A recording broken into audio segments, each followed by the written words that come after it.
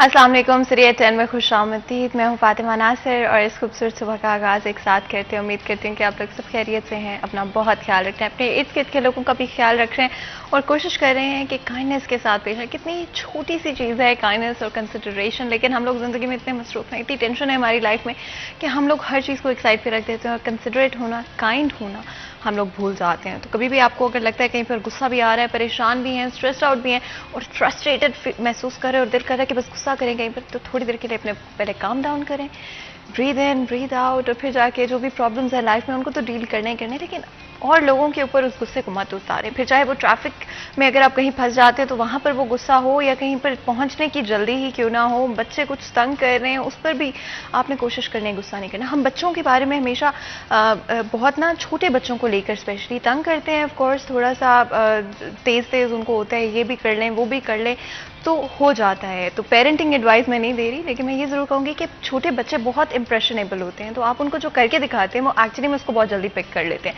तो अगर आप अपने बच्चे के सामने गुस्सा करते हैं, फ्रस्ट्रेटेड महसूस करते हैं, उनके सामने कुछ इस तरह के अल्फाज इस्तेमाल करते हैं जो नहीं करने चाहिए, तो याद रखिए आपका बच्चा जो है सबसे ज़्यादा उस एज में 7 साल की उम्र तक इंप्रेशनेबल होता है और वो हर एक चीज़ को पिक कर रहा होता है, आपके मूड को पिक कर रहा होता है।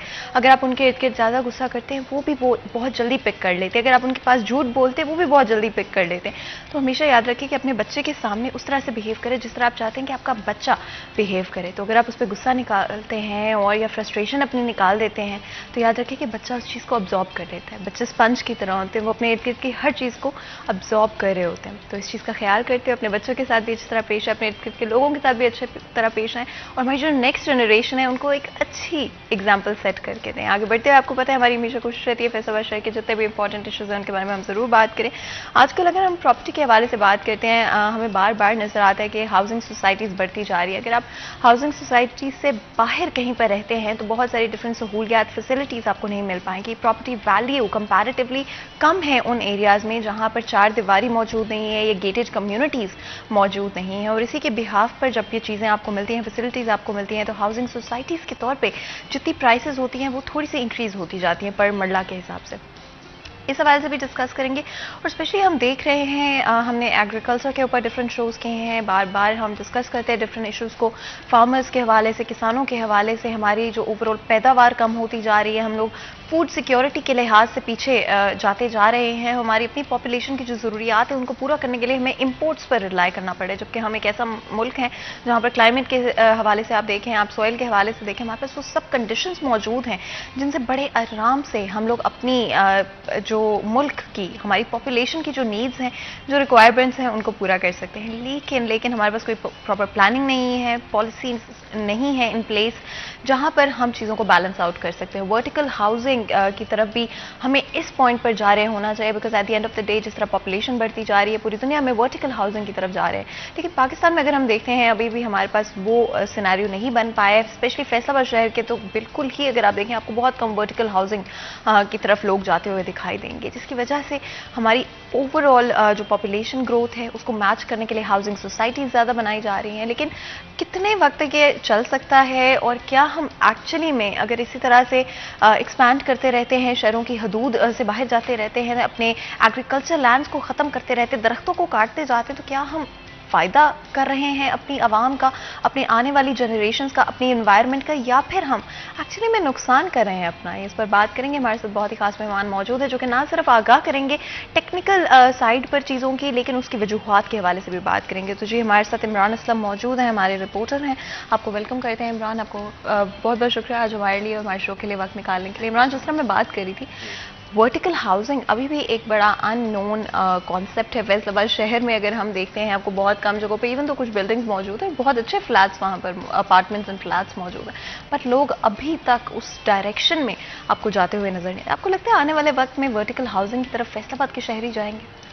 जी बिल्कुल, इस पे जो है वो मुकम्मल तौर पे जो है वो अभी प्लानिंग की जा रही है। एफडी की जानिब से मास्टर प्लान भी तैयार किया जा रहा है जिसमें 2040 तक फैसलाबाद किस तरह डेवलप होगा, फैसलाबाद की पेरी अर्बन प्लान के तहत कौन कौन सी सोसाइटी, कौन कौन से रोड्स, कौन कौन सी जो है वो वर्टिकल बिल्डिंग्स को उस पेरी अर्बन प्लान और फैसलाबाद के मास्टर प्लान में शामिल किया जाएगा। हाल जो है इस पे मुख्तलिफ वर्किंग हो चुकी है। एफडी की जानिब से ताहाल जो है अभी प्लानिंग्स जारी हैं। اس کے ساتھ ساتھ ابھی ماسٹر پلان سے پہلے پیری اربن پلان جو فیصل آباد کی شاہراہوں، فیصل آباد کے شہر میں جتنی بھی بلڈنگس ہیں، کمرشل بلڈنگس ہیں، اس کو ساتھ لے کے، اور اس کے ساتھ ساتھ روڈز ہیں، روڈز کے ساتھ ساتھ ڈفرینٹ قسم کی جو پلازا ہیں ان کی ڈائریکشن سیٹ کرنا ہے. فیصل آباد ڈیولپمنٹ اتھارٹی کی جانب سے تمام ایسے پلازے جن کی جو ہے وہ چائنا کٹنگ ہوتی ہے ان کو غیر قانونی قرار دے کر جو ہے فائنس بھی امپوز کیے جاتے ہیں. لیکن فیصل آباد میں ایف ڈی کی جانب سے کوئی اس طرح سے ایک پیری اربن پلان سیٹ نہ کیا جا سکا، جس کی وجہ سے آپ کنار روڈ پہ چلے جائیں، دیکھ لیں. مختلف سوسائٹیز کا نام لینا چاہوں گا. بہت سی نجی سوسائٹیز ہیں، سمندری روڈ پہ نجی سوسائٹیز ہیں. ان کی جو انٹرسٹ اور ایگزٹ کا لیول ہے وہ فیصل آباد کی جو مین سڑکیں ہیں جس پہ ہائی وے ہوتا ہے یا روڈ کنسٹرکشن ہوتا ہے اس کو اٹیچ کرتی ہیں، جس کی وجہ سے فیصل آباد کی جو ورٹیکلز بلڈنگز ہیں، ورٹیکلز میپ ہے، ان کا روڈ میپ ہے، وہ کافی متاثر ہو رہا ہے. ایف ڈی کی جانب سے صرف لوکل ایریاز پر جو ہے وہ کمرشلائزیشن پر فائن امپوز ہوتے ہیں، لیکن جو سالڈ ایشو ہے پیری اربن پلان کے تحت وہ نہیں ہو پا رہا، جس کی وجہ سے یہ ہے کہ کچھ باثر مافیا وہ موجود ہوتے ہیں. اور اس کے ساتھ ساتھ جو ہے F D A master plan کی کامیابی تب تک نہیں کر سکتا جب تک یہ پیری اربن پلان کے تحت جو ہے تمام سوسائٹیز کو آن بورڈ لے کے تمام بلڈنگز، تمام جتنی بھی کمرشل پلازا ہیں، سڑکیں ہیں، ان کی ڈائریکشن سیٹ نہ کر سکے. عمران، آپ نے پیری اربن پلان کے حوالے سے مینشن کیا، اگر آپ تھوڑا سا ایکسپلین کریں کہ ماسٹر پلان میں اور پیری اربن پلان میں کیا ڈفرینس ہے اور کس طرح سے امپیکٹ کرتا ہے یہ ہماری ہاؤسنگ سوسائٹیز یا اوور آل جو میپ ہے فیصل آباد کا؟ جی بالکل. Peri urban plan F D کا ایسا پروجیکٹ ہے جس کے تحت جو ہے وہ تمام فیصل آباد کی سوسائٹیز کو آن بورڈ لے کے آئندہ جو ہے وہ 20 سال تک جو ہے ایک ایسا لائحہ عمل تیار کرنا ہے جس میں فیصل آباد کی سڑکیں، فیصل آباد کی روڈ سائڈ ڈریننگ اور اس کے ساتھ ساتھ ڈیسلٹنگ، اس کے ساتھ ساتھ ایسی تمام جو چیزوں کو جو ہے وہ لائن اپ کرنا ہے جسے فیصل آباد کے آئندہ 20 سے 30 برس تک جو ہے وہ کی روڈ میپ کے حوالے سے پریشانی نہ ہو سکے. تمام ہاؤسنگ سوسائٹی ایف ڈی کے کرائیٹیریا کے مطابق جو پورا اترتی ہیں ان کو تمام کو ڈائریکشن دی جائیں، اور اس کے ساتھ ساتھ تمام ایسے پلازاز جو مین شاہراہوں پر کمرشل ایریاز پہ ہے ان کے لیے ایسا کرائیٹیریا سیٹ کرنا ہے کہ وہ پیری اربن پلان کے تحت اگر پورا اترتے ہیں تو ٹھیک ہے، ورنہ ان کو ڈیمولش کیا جائے گا. اور جو ماسٹر پلان ہے، ماسٹر پلان 2040 تک ہے.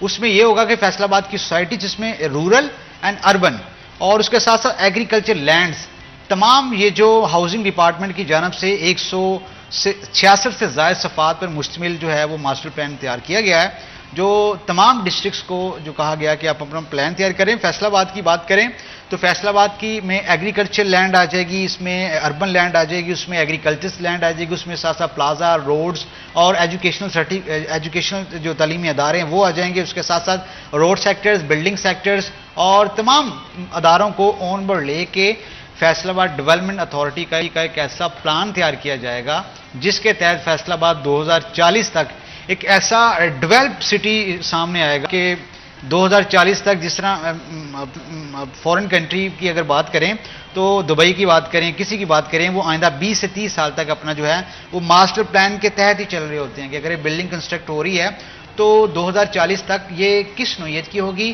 اور اس میں کون کون سے علاقے ہم کور کر سکتے ہیں. اسی طرح ایف ڈی نے جو ماسٹر پلان تیار کیا ہے اس میں فیصل آباد کی ہاؤسنگ سوسائٹیز، فیصل آباد کے ادارے، اس کے ساتھ ساتھ ایگریکلچر لینڈ جتنے بھی ہے ایک ایسا پلان سیٹ کریں گے جس میں کوئی بھی خلل نہ آ سکے. اس میں کمشنر، ڈپٹی کمشنر سمیت ایف ڈی حکام کی جانب سے تمام اداروں کو آن بورڈ لیا جاتا ہے. دیکھیں ہم اکثر دیکھتے ہیں کہ جو آج کل بارشیں ہو رہی ہیں اس کی وجہ سے شگاف پڑ جاتے ہیں روڈز پر. اس کے ساتھ ساتھ ہاؤسنگ سوسائٹیز میں جو ہے وہ انلیگلز جو ہے وہ انٹرسٹ رکھ رہی ہوتی ہیں. اس میں یہ ہے کہ تمام ہاؤسنگ سوسائٹی کمشنرز کو اپنی اپنی ہاؤسنگ سوسائٹی کے بارے میں بتائے گا اور اس کے سامنے پیش ہوں گے اور ایف ڈی تمام کو آن بورڈ لے کے ان کا ایک کرائیٹیریا سیٹ کریں گے. اس کرائیٹیریا کے تحت آپ اربن پلان جو ہے پیری اربن پلان تحت تو فیصل آباد کا جو ماسٹر پلان ہے اس کے تحت جو ہے آپ اس پر عمل پیرا ہوں گے تو فیصل آباد کا جو ہے وہ ڈیولپمنٹ کا جو نقشہ ہے وہ سیٹ کر سکیں گے. اگر اس کے برعکس نہیں ہو پاتا، ابھی جو ہے وہ ابھی ایف ڈی کو جو مسائل کا سامنا ہے کہ ہر اہم شاہراہ پر غیر قانونی ہاؤسنگ سوسائٹی ہے اور اس میں آپ یہ نڑوالا روڈ لے لیں، یہاں پر اتنی ہاؤسنگ سوسائٹی، خود ساختہ ہاؤسنگ سوسائٹیز ہیں جہاں پر جو ہے وہ ایف ڈی کی جانب سے کوئی ایکشن بھی نہیں ہو پاتا. بعض کو یہ جو ہے وہ کرتے ہیں رجسٹرڈ، یہ کہتے ہیں کہ فارمیلٹی کے طور پہ یہ اپنے قبرستان، گرین ہاؤس، پارکس وغیرہ جو ہے وہ اپنا صرف کاغذوں میں شو کرتے ہیں ریئل میں جو ہے وہ ہاؤسنگ سوسائٹیز کے پاس ایسا کچھ بھی نہیں ہے. جو میں سمجھتا ہوں کہ فیصل آباد کے پیری اربن پلان کو تباہ کرنے کی بڑی ذمہ داری ہے وہ ان کی ہے. اچھا عمران، اس پر اکاؤنٹیبلٹی آپ کو لگتا ہے کہ اس طرح سے ہو رہی ہے جیسے ہونی چاہیے؟ کیا گورنمنٹ کے ادارے پراپرلی، جس طرح سے ہم بات کر رہے تھے، کیا اکاؤنٹیبلٹی اگر فار ایگزامپل ایک ہاؤسنگ سوسائٹی ان رولز اینڈ ریگولیشنز کے کو غلط طریقے سے پیش کرتی ہے، یا پھر کمپلیٹلی وہ فیک کر دیتے ہیں کہ جی ہمارے پاس یہ چیزیں موجود ہیں جبکہ ان کے پاس موجود نہیں ہے، تو کیا اکاؤنٹیبلٹی، کیا سزا دی جاتی ہے؟ سب سے پہلے تو یہ کہ اگر کوئی ابھی ریسنٹلی ہم نے ایک بریکنگ کی تھی، ایک فیصل آباد کی نجی ہاؤسنگ سوسائٹی جس نے شہریوں کے ساتھ مبینہ فراڈ کیے تھے، ان کے واجبات لے لیے تھے. اس میں جو آپ شیکیں کہہ رہی ہیں وہ بھی ہیں کہ جو جال سازی سے جو لوگوں کو اپنی طرف پھنساتے ہیں، اس کی جانب سے جو ہے وہ ہاؤسنگ ایکٹ کے تحت جو ہے ان کے خلاف کارروائیاں بھی کی جاتی ہیں، ان کو سزائیں بھی کی جاتی ہیں، ان کا جو لائسنس ہے وہ بھی کینسل کیا جاتا ہے، اور ایسی سوسائٹی کو جو ہے وہ مشکل طور پر رجسٹر نہیں کیا جا سکتا. ہاں، اگر ایف ڈی اے ان کے خلاف کارروائی نہیں کرتی تو نیب میں یہ کیسز جاتے ہیں. جو ہم نے بریک کیا تھا وہ نیب میں کیسز کیا تھا فیصل آباد کی معروف سوسائٹی کا. نیب نے ان کے کورٹ کیسز اور واجبات اس طرح کے جو شہریوں کو جال سازی طریقے سے جو ہے وہ واجبات کلیئر نہ کیے جا رہے تھے، قومی احتساب بیورو اس پر جو ہے ایکشن لیتا ہے. ان کے مالکان، سوسائٹی کے فیزز 1 2 3 جتنے بھی ہیں ان کا ریکارڈ مرتب کرتا ہے، اور آئندہ اگر ان پہ جو ایلیگیشن ثابت ہو جاتے ہیں اس سوسائٹی کا لائسنس کینسل کر دیا جاتا ہے اور اس سوسائٹی کو ڈیمولش کرنے کے نیب کی جانب سے احکامات جاری کر دیے جاتے ہیں. اور یہ ہے وہ کیسز، یہ ہے وہ تمام مراحل جو ایک سوسائٹی جو غیر قانونی طور پر اس طریقے سے آ جاتی ہے. ابھی فیصل آباد میں بہت سی تگڑی ہاؤسنگ سوسائٹی ہیں جو شہریوں کو اس طریقے سے مائل کر رہی ہیں. کچھ سوسائٹی کے جو ہے وہ اینٹی کرپشن میں کیسز بھی چل رہے ہیں، کچھ کے جو ہے ایف ڈی میں چل رہے ہیں، لیکن جو 3 4 مین امپورٹنٹ ہیں اس کے جو ہے وہ نیب کی جانب سے کیسز چل رہے ہیں. یہ نیب میں کیسز اس لیے جاتے ہیں کہ یہاں پر ایف ڈی اے کام کی ملی بھگت سے، یہاں پر بلڈنگ انسپیکٹرز کی ملی بھگت سے، ایف ڈی اے کے ٹی پی ٹاؤن 1 2 کی ملی بھگت سے ان کے خلاف اس طریقے سے کارروائی نہیں ہو پاتی، جس کی وجہ سے نیب کو اس معاملے میں آنا پڑتا ہے اور ان کے خلاف باقاعدہ سے کارروائی کی جاتی ہے. اچھا، میں آپ سے یہ بھی پوچھنا چاہ رہی تھی، کیوں ایف ڈی اے کی طرف سے کارروائی نہیں کی جاتی جب بات نیب تک پہنچتی ہے؟ آف کورس بیچ میں کوئی تو مسائل شامل ہوں گے. آپ کے خیال میں کیا ایشوز ہوتے ہیں جس کی وجہ سے ایف ڈی اے ایون ادارہ ہوتے ہوئے جو کہ اکاؤنٹیبلٹی کے حوالے سے آگے آنا چاہیے، وہ کیوں نہیں آتے؟ دیکھیں، ایف ڈی جو ہے وہ صوبائی ادارہ ہے، یہاں پر سیاسی مداخلت سب سے زیادہ ہے. ابھی ہم دیکھتے ہیں کہ تمام پارلیمنٹیرینز کا ریکارڈ جب مانگا جاتا ہے تو ایف ڈی اے کو نیب ایک لیٹر بھیجتا ہے کہ اس بندے کے نام اگر کوئی ریکارڈ ہے تو ہمیں دے دی جائے.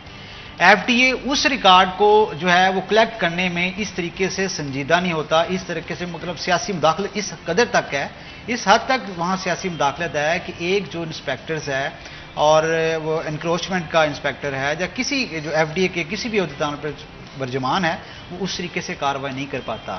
وہ کہتے ہیں کہ یہ معاملہ ہم سے اوپر ہے، ہم کارروائی کر رہے ہیں، پھر وہ کورٹ میں بھی جاتا ہے، سیکٹری ہاؤسنگ تک بھی بات جاتی ہے، اور پھر اگر یہ نہیں کر پاتے تو پھر نیب کو اس معاملے میں جو ہے وہ انوالو ہونا پڑتا ہے. اچھا، کیا اس میں کرپشن کا بھی رول ہے؟ جی بالکل، کرپشن کا رول ہے، اور ہمارے ذرائع تو یہ بھی بتا رہے ہیں کہ ایک سائن کا 1 کروڑ روپیہ لیتے ہیں یہ لوگ، اور جتنی بھی بلڈنگز کو یہ نان کمرشلائز کو کمرشلز کرنے کا، جس میں ابھی ریسنٹلی بھی ہے کہ جتنے بھی یہاں پہ ایف ڈی اے کے بہت اعلیٰ افسران ہیں جن پہ ایلیگیشن جو ہے وہ سورسز نے بتایا ہے کہ وہ تمام نان کمرشلز کو کمرشلائز کرنے کے لیے پیسے لیتے ہیں، اور اس کے ساتھ ساتھ جو ہے اس ایریا پہ جاتے ہیں، اس کی انسپیکشن کرتے ہیں جس میں ان کو سب سے زیادہ منتھلی ملتی ہیں. اچھا، کتنا ڈیپ روٹڈ ہے عمران یہ اوور آل؟ کیونکہ ہم آف کورس ایویڈنس کے بغیر آپ کچھ بھی نہیں کہہ سکتے، and at the end of the day accountability ہمارے اداروں کی طرف سے ہے، اور پولیٹیکل سیناریو میں جس طرح سے بھی وہ سارٹ آؤٹ کیا جاتا ہے. کرپشن کتنی ڈیپ روٹڈ ہے آپ کو لگتا ہے اوور آل سسٹم کے اندر، بغیر کسی کو بھی، کیونکہ ہمارا کام نہیں ہے، ہم صرف یہ بتا سکتے ہیں کہ بھئی اس طرح کے ایشوز ایگزسٹ کرتے ہیں. کرپشن کتنی ڈیپ روٹڈ ہے آپ کو لگتا ہے؟ دیکھیں، وائٹ کالر کرائم جو ہوتا ہے نا وہ بڑا اسموتھلی کرتے ہیں. یہ وائٹ کالر کرائم کی یہ کیا ہے کہ یہاں پر آپ ایک پروجیکٹ کے اگر آپ کو پیسے ملتے ہیں، آپ کو پتہ ہے کہ آپ نے اس کو کس طرح یوٹیلائز کرنا ہے. پیسے ملیں آپ کو جو ہے وہ ہائی کوالٹی کے پیسے، آپ نے ہائی کوالٹی کا لیٹر ضرور لگانا ہے، لیکن اس میں جو مٹیریل استعمال ہوگا وہ ناقص مٹیریل استعمال ہوگا. اگر ایف ڈی کے پاس ابھی ایف ڈی کا جو سٹی بن رہا ہے سرگودا روڈ پہ، اس کے لیے ان کو 6 ارب چاہیے، ان کے پاس ہے ہی نہیں ہے. ان کے پاس ریونیو، ایف ڈی واحد ادارہ ہے جو اپنا ریونیو اکٹھا کر کے اسی سے سیلریز دیتا ہے، اسی سے سارا کچھ کرتا ہے. اب ان کے پاس ریونیو نہیں ہے تو یہ کیسے بنائیں گے؟ اسی طرح بنائیں گے کہ تمام یہ اس جگہ پہ جائیں گے جہاں پر اس طرح کے واقعات ہوتے ہیں، کمرشلائز، نان کمرشلائز اور کمرشل، وہاں پر جو ہے اپنی سورسز کی بیس پہ جو ہے اس طرح کی کرپشنز کرتے ہیں. نو ڈاؤٹ کہ یہاں پر کچھ ایماندار آفیسر بھی ہیں، لیکن 80% ایف ڈی اے میں جتنا بھی جو ہے ہاؤسنگ سوسائٹی کی ایک لیٹر کو رجسٹر کرنے سے لے کے تمام کرائیٹیریا پر اتنے تک ایف ڈی اے کے تمام اوپر سے نیچے تک جو ہے وہ پیسے دیے جاتے ہیں. اینڈ یہ آف کورس اس میں اداروں کے اوپر کسی طرح کی تہمت لگانا کام نہیں ہے. At the end of the day یہ افسران کے بارے میں آ جاتا ہے کہ کیا کسی بھی ادارے میں کتنی ڈیپ روٹڈ ہے کرپشن کا ایشو، اینڈ کس طرح سے انڈر دا ٹیبل چیزوں کو کرنے کی کوشش کی جاتی ہے. مزید گفتگو کریں اس سے پہلے بریک لیتے ہیں، کہیں مت جائے گا، ہمارے ساتھ رہیے. Welcome back. سیریز 10 میں ایک دفعہ پھر آپ کو خوش آمدید کہتے ہیں. بریک میں جانے سے پہلے گفتگو جاری تھی. فرسٹ ہاف میں ہم نے کوشش کی کہ ہم بات کریں پیری اربن پلاننگ کے حوالے سے کیا اکاؤنٹیبلٹی ہے کسی بھی ایسے ہاؤسنگ سوسائٹی کے لیے جو غلط طریقے سے اپنے آپ کو یا تو پریزنٹ کرتے ہیں اپنے کسٹمرز کو لے کر، یا پھر ایکچولی میں ایف ڈی اے کو بھی غلط انفارمیشن پرووائڈ کرتے ہیں. اگر ہم نے ایف ڈی اے کے بارے میں بھی بات کی، اوور آل بات کی کس طرح سے ریئل اسٹیٹ بزنس کے اندر اس وقت کرپشن کتنی ڈیپ روٹ ہو چکی ہے. یہ سینئر لیول سے لے کر لوور لیول تک اگر ہم جاتے ہیں وہاں پر کرپشن ایگزسٹ کرتی ہے، فالس انفارمیشن دی جاتی ہے. اینڈ آف کورس ہماری گورنمنٹ کی طرف سے، اداروں کی طرف سے at this moment in time کوشش کی جا رہی ہے کہ اکاؤنٹیبلٹی، لاز اینڈ پالیسیز جس طرح سے امپلیمنٹ ہونے چاہیے ان کو کیا جائے، اور ایک اسٹرکٹنس اس پورے انڈسٹری کے اندر، اسپیشلی ریئل اسٹیٹ انڈسٹری کے اندر دوبارہ سے لائی جا سکتی ہے. اس کے علاوہ میں یہ بھی ضرور بتانا چاہتی ہوں، آگے چلتے ہوئے بات کرتے ہیں کہ کس طرح سے منی لانڈرنگ، جو کہ آپ کو پتا ہے کہ پاکستان کی اگر ہم بات کرتے ہیں ایف اے ٹی ایف کی طرف سے کچھ شرائط رکھی جاتی ہے کسی بھی ملک کے اوپر، کس طرح سے وہ اپنے آپ کو اور اپنی جو بھی پیسوں کی جو بھی ایکسچینج ہے اس کو پروو کر سکتے ہیں کہ وائٹ منی ہے، کرپشن کم ہے، منی لانڈرنگ ایگزسٹ نہیں کرتی ہے. اس کے لیے کچھ شرائط رکھی جاتی ہیں.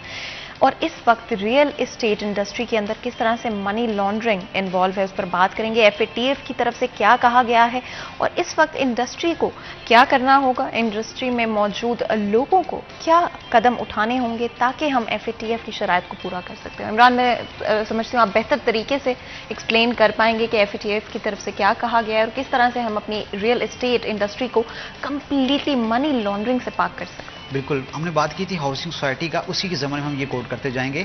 ہاؤسنگ سوسائٹی تو بن جاتی ہیں، کوپریٹو سوسائٹی میں بھی آ جاتی ہے، کچھ ایف ڈی میں جتنی صوبہ بھر میں سوسائٹیز ہوتی ہیں. ایف اے ٹی ایف نے ایک شرائط نافذ کی ہے کہ ریئل اسٹیٹ منی لانڈرنگ کی روک تھام اور گردوں کی مالی معاونت کی روک تھام اور اس طرح کی جتنی ایکٹیویٹی کی روک تھام کے لیے تمام ہاؤسنگ سوسائٹی پر انہوں نے شرائط نافذ کی ہیں، جو وزارت داخلہ پاکستان کی جانب سے تمام ہاؤسنگ سوسائٹی، تمام کوپریٹنگ سوسائٹی سے ایسا ڈیٹا طلب کیا گیا ہے کہ ریئل اسٹیٹ منی لانڈرنگ کی روک تھام کے لیے ان تمام افراد کا ڈیٹا اکٹھا کیا جائے جو 4th شیڈول میں شامل ہیں. اب 4th شیڈول کیا ہے؟ 4th شیڈول میں خفیہ اداروں کی ایسی رپورٹ ہوتی ہے جس میں کوئی بھی شخص جو ہے وہ کرمنل ریکارڈ میں پایا جاتا ہے، ریئل اسٹیٹ منی لانڈرنگ میں پایا جاتا ہے، اس طرح منی لانڈرنگ میں پایا جاتا ہے، ہیومن اسمگلنگ میں پایا جاتا ہے. پلاٹ تو وہ لے لیتے ہیں، اس کے سی این اے سے چیک کرنا ہوتا ہے کہ اگر یہ 4th شیڈول میں شامل ہے، مالکان بھی، ممبران بھی، شہری بھی، جتنے بھی افراد ہیں، صوبہ بھر سے سوسائٹیز کا ڈیٹا مانگا گیا. فیصل آباد میں جو ہے وہ 1000 سے زائد ایسے افراد کا ڈیٹا مانگا گیا ہے جو 4th شیڈول میں شامل ہیں.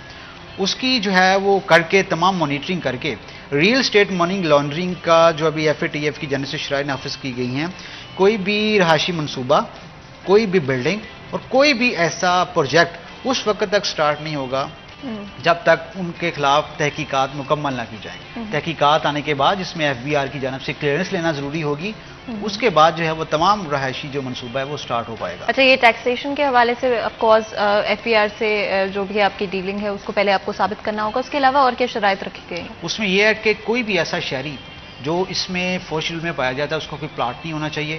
ریکارڈ جو ہے کسی قسم کا مالکان یا ممبران، ریلوے جو گورنمنٹ کی سوسائٹی ہیں جس میں فیصل آباد کوپریٹنگ سوسائٹی ہے، ریلوے سوسائٹی ہے، ٹکٹون سوسائٹی ہے، دیگر جو ہے وہ 12 سے 17 سوسائٹیز ہیں. ایف ڈی کے پاس بھی سوسائٹیز ہیں.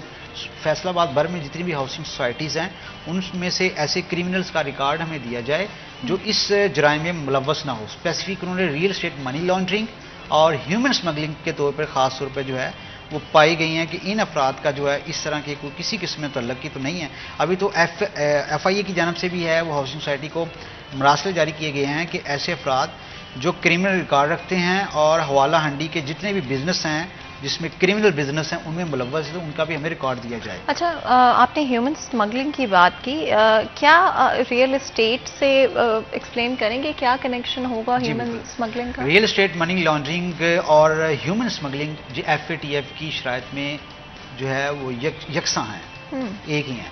ریئل اسٹیٹ منی لانڈرنگ میں جو تمام رہائشی منصوبے آ جاتے ہیں، تمام کلیئرنس لینا ضروری ہوتی ہے، اور پاکستان میں ایسے افراد FATF کی جانب سے جو ہے وہ انکشاف ہوا ہے، پاکستان میں ایسے افراد موجود ہیں جو ہیومن اسمگلنگ میں جو پائے گئے ہیں، جس میں ایران جو انوالو ہیں، اور پاکستان کے علاوہ ایران میں بھی زیادہ تر لوگ ہیں، اور پاکستان کی اگر بات کریں سیالکوٹ اور اس طرح کا جو دیگر ایریے ہیں وہاں پر ہیومن اسمگلنگ جو ہے عروج پر ہیں۔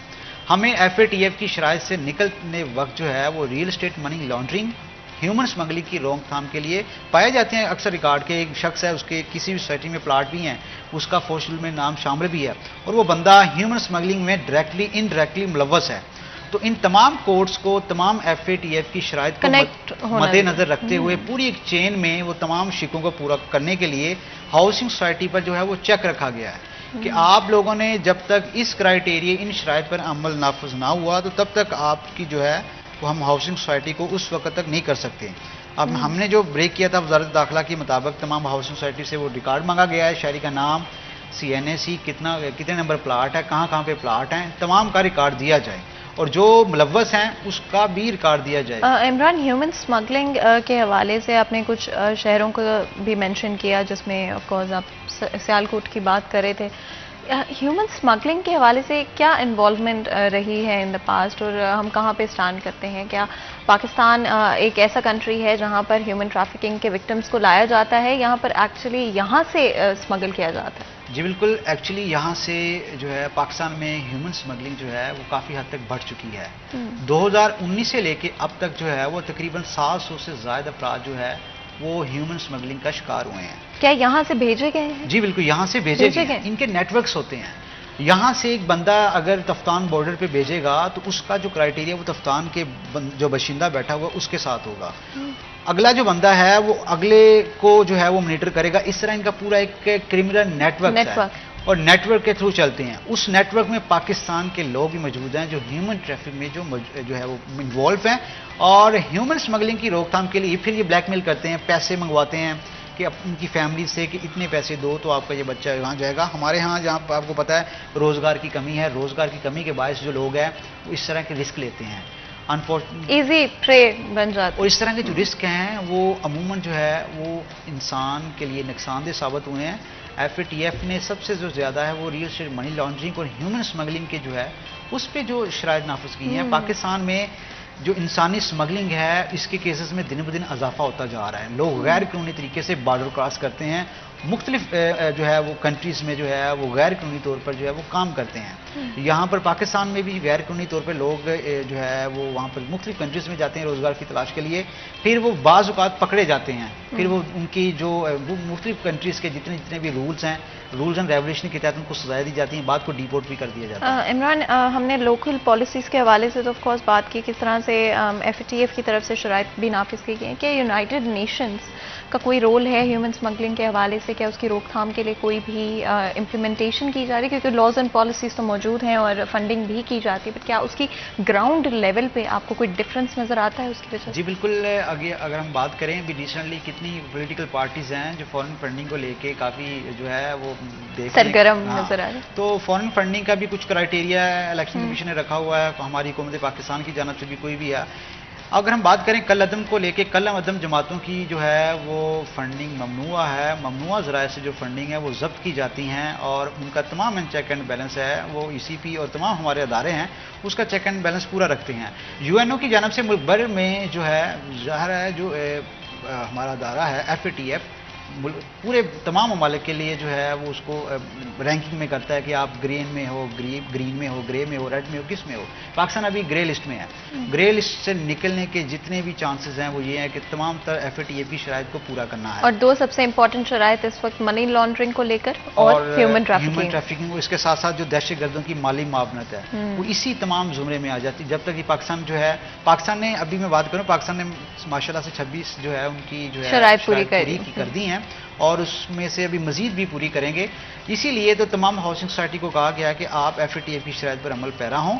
یہ نہ ہونا کہ آپ سوسائٹیز بناتے جائیں, سرکاری اور نجی سوسائٹیز میں تمام تر لوگ ایسے کرمنل موجود ہوں اور ہم FATF کے لیے اسٹرگل کرتے رہیں, لیکن یہاں پہ پتہ چلے کہ فورس شیڈول میں ایسے افراد موجود ہیں جو ہیومن ٹریفکنگ میں ملوث ہیں, ریئل اسٹیٹ منی لانڈرنگ میں ملوث ہیں, اس کے ساتھ ساتھ دہشت گردوں کی مالی معاونت بھی کر رہے ہیں. اچھا عمران, یہ بڑا انٹرسٹنگ ہے because of course money laundering کا لفظ سنتے ہی ہمارے مائنڈ میں ڈفرنٹ طرح کی جو سچویشنز ہیں وہ سامنے آتی ہیں, لیکن ریئل اسٹیٹ میں منی لانڈرنگ کس طرح سے کنیکٹ کرتا ہے اور کس طرح سے جب کی جاتی ہے منی لانڈرنگ, کیا طریقے استعمال کیے جاتے ہیں؟ بالکل, ریئل اسٹیٹ منی لانڈرنگ کے جو ہے وہ بہت یونیک طریقے ہیں کہ آپ نے ایک پلازا لیا ہے, وہ پلازا آپ نے خرید لیا ہے, پلازے میں آپ نے گھبلا کر کے تمام تر جتنے بھی ہے FBR سے کلیئرنس لیے بغیر آپ نے ایک پلازا اسٹیبلش کیا ہے, اسٹیبلش کی تمام آپ کے پاس جتنی بھی وہ آ رہی ہوں گی ارننگ, وہ ریئل اسٹیٹ منی لانڈرنگ میں آئیں گی. وہ آپ کے رجسٹرڈ شدہ نہیں ہے, وہ جتنا بھی ہوگا وہ آپ کا ریئل اسٹیٹ منی لانڈرنگ میں ملوث پایا گیا تھا. آپ نے ایک پلازا سے 2 پلازا پورے پلازے کھڑے کر لیے, پھر آپ نے وہ پیسہ جو ہے وہ باہر بھیجا, آپ نے باہر کسی بینکس میں رکھا, جتنا بھی رکھا, جتنا وہ پیسہ آئے گا وہ آپ کے پاس وہ ریئل اسٹیٹ منی لانڈرنگ کا آئے گا کہ آپ نے ایک بے نامی, جسے ہم آج آسان لفظ نان رجسٹرڈ بے نامی جائیداد آپ نے بنائی. اس بے نامی جائیدادوں کے ریکارڈ کے حوالے سے نیب مانگتا رہتا ہے تمام کا ریکارڈ کہ ہمیں نامی اور بے نامی, جو بے نامی ہے وہ ریئل اسٹیٹ منی لانڈرنگ میں آئیں گی کہ آپ نے پلازے لیے بے نامی جتنے بھی لیے ہیں وہ ریئل اسٹیٹ منی لانڈرنگ کے زمرے میں آئیں گے. آپ کروڑوں اربوں روپیہ کما لیں, اس کے لیے چاہے وہ وزارت داخلہ اور نیب جو ہے وہ کافی متحرک ہوتی ہے, جس میں شہریوں کا, پارلیمنٹیرینز کا, جتنے بھی تمام ایسے افراد موجود ہیں ان کا ریکارڈ مانگا جاتا ہے اسپیسیفک. اور یہ بہت ہی انٹرسٹنگ ڈسکشن ہے. پرسنلی مجھے بڑا انٹرسٹنگ لگ رہا ہے بہت ساری ڈفرینٹ چیزوں کو, ایسپیکٹس کو سمجھنا. سنتے تو ہم سب ہیں, لیکن آئی تھنک گراؤنڈ لیول پہ کیا حقیقت ہے اس کو سمجھنا ایک اور چیز ہوتی ہے. اور ہر پاکستانی شہری کو نہ صرف ٹرانسپیرنسی ہونی چاہیے اس حوالے سے, لیکن سمجھ بھی ہونی چاہیے کہ یہ ایشوز گراؤنڈ لیول پہ کس طرح سے نظر آتے ہیں اور آپ کے سامنے یہ چیزیں ہو رہی ہوں, آپ ان کو پوائنٹ آؤٹ کر سکیں, آپ ان کے بارے میں کچھ کر سکیں. یہاں پر ایک بریک لیتے ہیں, کہیں مت جائے گا, ہمارے ساتھ رہے گا.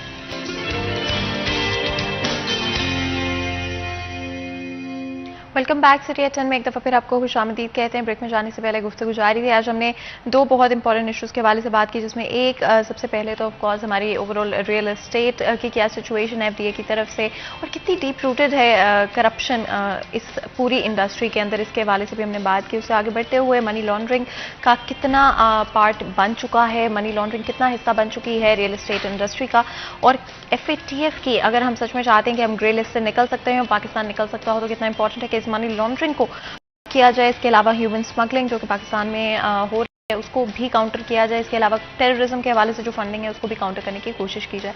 آگے بڑھتے ہوئے عمران, اگر ہم اس ڈسکشن کو ریپ اپ کرنے کی کوشش کریں, آپ کو کیا لگتا ہے ہم ایز سٹیزنس کیا کچھ کر سکتے ہیں اس پورے پروسیس کے اندر؟ جی بالکل, اپنے اس سے میں پہلے ایک بات کہتا جو مارچ میں FATF نے جو ہے وہ ایک رپورٹ جاری کی جس میں 24 نیٹ ورک کی جو ہے وہ انسانی سمگل کا سامنے آیا, جس میں 2 پاکستانی تھے, اس کے ساتھ ساتھ جو ہے 17 ایرانی تھے, 2 عراقی تھے. یہ کرتے کیا ہیں, مختلف قسم کے لالچ دے کے لوگوں کو باہر بلاتے ہیں, وہاں پر انسانی نوکری کا لالچ دے کے کرواتے ہیں. بینگ اے شہری ہمیں کیا کرنا چاہیے؟ سب سے پہلے تو یہ کہ ہیومن ٹریفکنگ جو ہے وہ کیسے رک سکتی ہے. ہمیں ایسے افراد کی نشاندہی کروانی چاہیے جو جانسا دے کے لوگوں کو کہتے ہیں کہ ہم آئیں, آپ کو بہت کم معاوضوں میں جو ہے وہ باہر لے جاتے ہیں, بڑے بڑے کنٹریز میں لے جاتے ہیں, تفتان, عراق, جتنے بھی کنٹریز وہاں پہ لے جاتے ہیں غیر قانونی طریقے پہ. سب سے پہلے ان افراد کی نشاندہی ہونی چاہیے, وہ ہر ڈسٹرکٹ میں موجود ہے, بہت سموتھلی اور بہت جو ہے مطلب ذہانت کے طور پہ اتنا یہ کام کرتے ہیں لوگ کہ کسی کو بنک تک نہیں ہونے دیتے. اچھا عمران, اگر ایک آپ پڑھے لکھے شخص کی بات کرتے ہیں, کیا کمپیریٹیولی زیادہ مشکل ہے اس کو ہیومن سمگلنگ میں پھنسانا کمپیریٹیولی کسی ایسے شخص کو جو شاید زیادہ نہیں سمجھتے یا ایسی ریسورسز ان کے پاس موجود نہیں, اویئرنیس موجود نہیں ہے کہ وہ پن پوائنٹ کر سکتے ہوں کہ کہاں پر ان کے ساتھ دھوکہ کیا جا رہا ہے؟ جی بالکل, زیادہ تر اگر ہم بات کریں پڑھے لکھے لوگ اس میں زیادہ انوالو ہیں. ماسٹرس لیول جنہوں نے کیا ہوتا ہے وہ ہیومن سمگلنگ میں ملوث ہوتے ہیں, وہ آہستہ آہستہ ان کے نیٹ ورک کا حصہ بنتے ہیں. سب سے پہلے تو وہ روزگار کی تلاش میں باہر جاتے ہیں اور اگر وہ کامیاب ہو جاتے ہیں پھر اس نیٹ ورک کا حصہ بنتے ہیں. اس نیٹ ورک کو چلانے کے لیے جو ہیومن سمگلر ہیں وہ پاکستان سے پڑھے لکھے لوگوں کا چناؤ کرتا ہے. عام ایک سادہ فہم لوگ جو ہے وہ ان پڑھ ہے, اس کو تو آپ بہکانے کے لیے جو ہے وہ کافی ہے کہ آپ ایک اس کو اشتہار دکھا دیں, دکھاوا جس طرح ہمارے کر رہے ہیں. یہاں پر ہاؤسنگ سوسائٹی والے اگر دکھاوا دے کے ایک پلاٹ دے دیتے ہیں تو جو ہے انسانی اسمگلر ہے وہ تو آسان لوگوں میں آج کل آپ کو پتا ہے پاورٹی کی ریشو پاکستان میں بڑھ چکی ہے، تو اس تناظر کو، ان نکات کو مد نظر رکھتے ہوئے ہر بندہ چاہتا ہے کہ اپنے بہترین مستقبل کے لیے کہیں باہر چلا جائے. جو بدقسمی سے ان کے ساتھ دھوکا ہوتا ہے ان کی فیملیز کے لیے جو لاس کرنا پڑتا ہے. ہمیں سب سے پہلے ایسے افراد کی نشاندہی، ایسے افراد کی تحقیقات کرنی چاہیے جو اس میں انوالو نہ ہو ہیومن اسمگلنگ میں. دوسری بات یہ کہ سب سے پہلے پلاٹ لیتے وقت پلیز آپ سب سے پہلے یہ ضرور دیکھ لیں کہ وہ سوسائٹیز وہ ایف ڈی اے میں رجسٹرڈ ہے، وہ ایف اے ٹی ایف اے کی شرائط پر جو ہے وہ تمام تر مد نظر کر رہی ہیں. اور ایسے افراد سے، ایسی سوسائٹی سے ضرور، ایسے گروہ سے ضرور بچیں جن کا کوئی نہ کوئی کرمنل ریکارڈ ہے. ظاہر ہے کہ ٹی وی چینلز پہ آج کل سوشل میڈیا کا دور ہے، تمام لوگ جو ہے وہ اویئرنیس ہو چکے ہیں کون سی سوسائٹیز جو ہے وہ ایف اے ٹی ایف کی رڈار پہ ہے، کون سی نیب کی رڈار پہ ہے، کون سی ایف آئی کی رڈار پر ہے. تمام ہاؤسنگ سوسائٹی پر جو ہے وہ چیک اینڈ بیلنس لازمی ہے. یہ بہت سموتھلی یہ گینگ جو ہے وہ کام کرتے ہیں تمام ہاؤسنگ سوسائٹی میں، بینامی پلاٹ بناتے ہیں تمام جگہوں پر. اس کے بعد یہ ہے اپنا نیٹ ورک چلاتے ہیں، نیٹ ورک چلانے کے بعد یہ تمام ایک گینگ کو وسیع کر لیتے ہیں اور اپنی یہ نان رجسٹرڈ جو ہے وہ ایک ایجنسیز، آج کل لوگ ایجنسیز جو ہے وہ بنا کر لوگوں کو باہر بھیجتے ہیں. اس میں یہ طریقہ کار یہ کرتے ہیں کہ ہم آئیں آپ کو باہر بھیج دیتے ہیں. یہی طریقہ استعمال کرتے ہیں کہ اس میں لوگ قانونی اور غیر قانونی دو راستے بتاتے ہیں، جس میں جن کے پاس پیسے کم ہوتے ہیں وہ غیر قانونی جو راستہ ہے اس کو اڈاپٹ کرتے ہیں.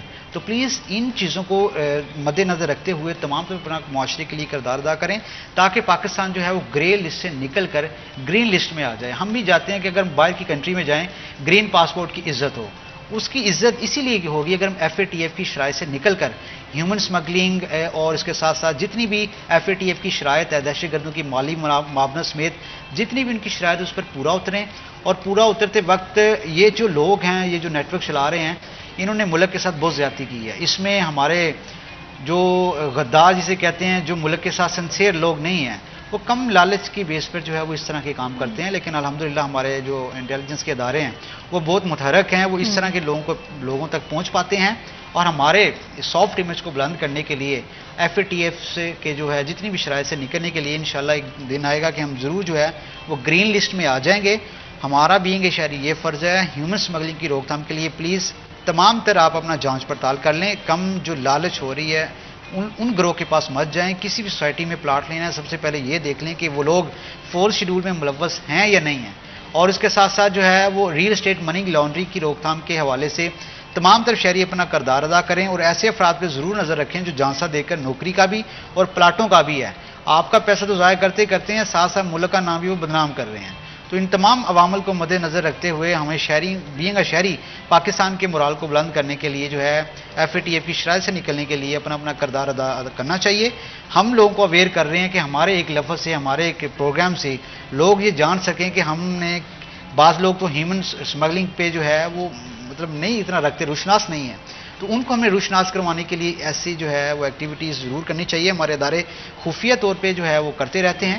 ہمیں بھی سوشل میڈیا پہ تمام لوگوں پر نظر رکھنی چاہیے کوئی ایسے افراد جو ہیں ان کا کسی قسم کا ریکارڈ تو نہیں ہے. پھر ڈیفینیٹلی ہمارا معاشرہ بھی سموتھلی چلے گا. ہم ایسے افراد کی نشاندہی کر کے تمام ان لیگلز کو لیگلز کرائیٹیریا بھی لے کے آ سکیں گے. تمام یہ چیزیں ہیں.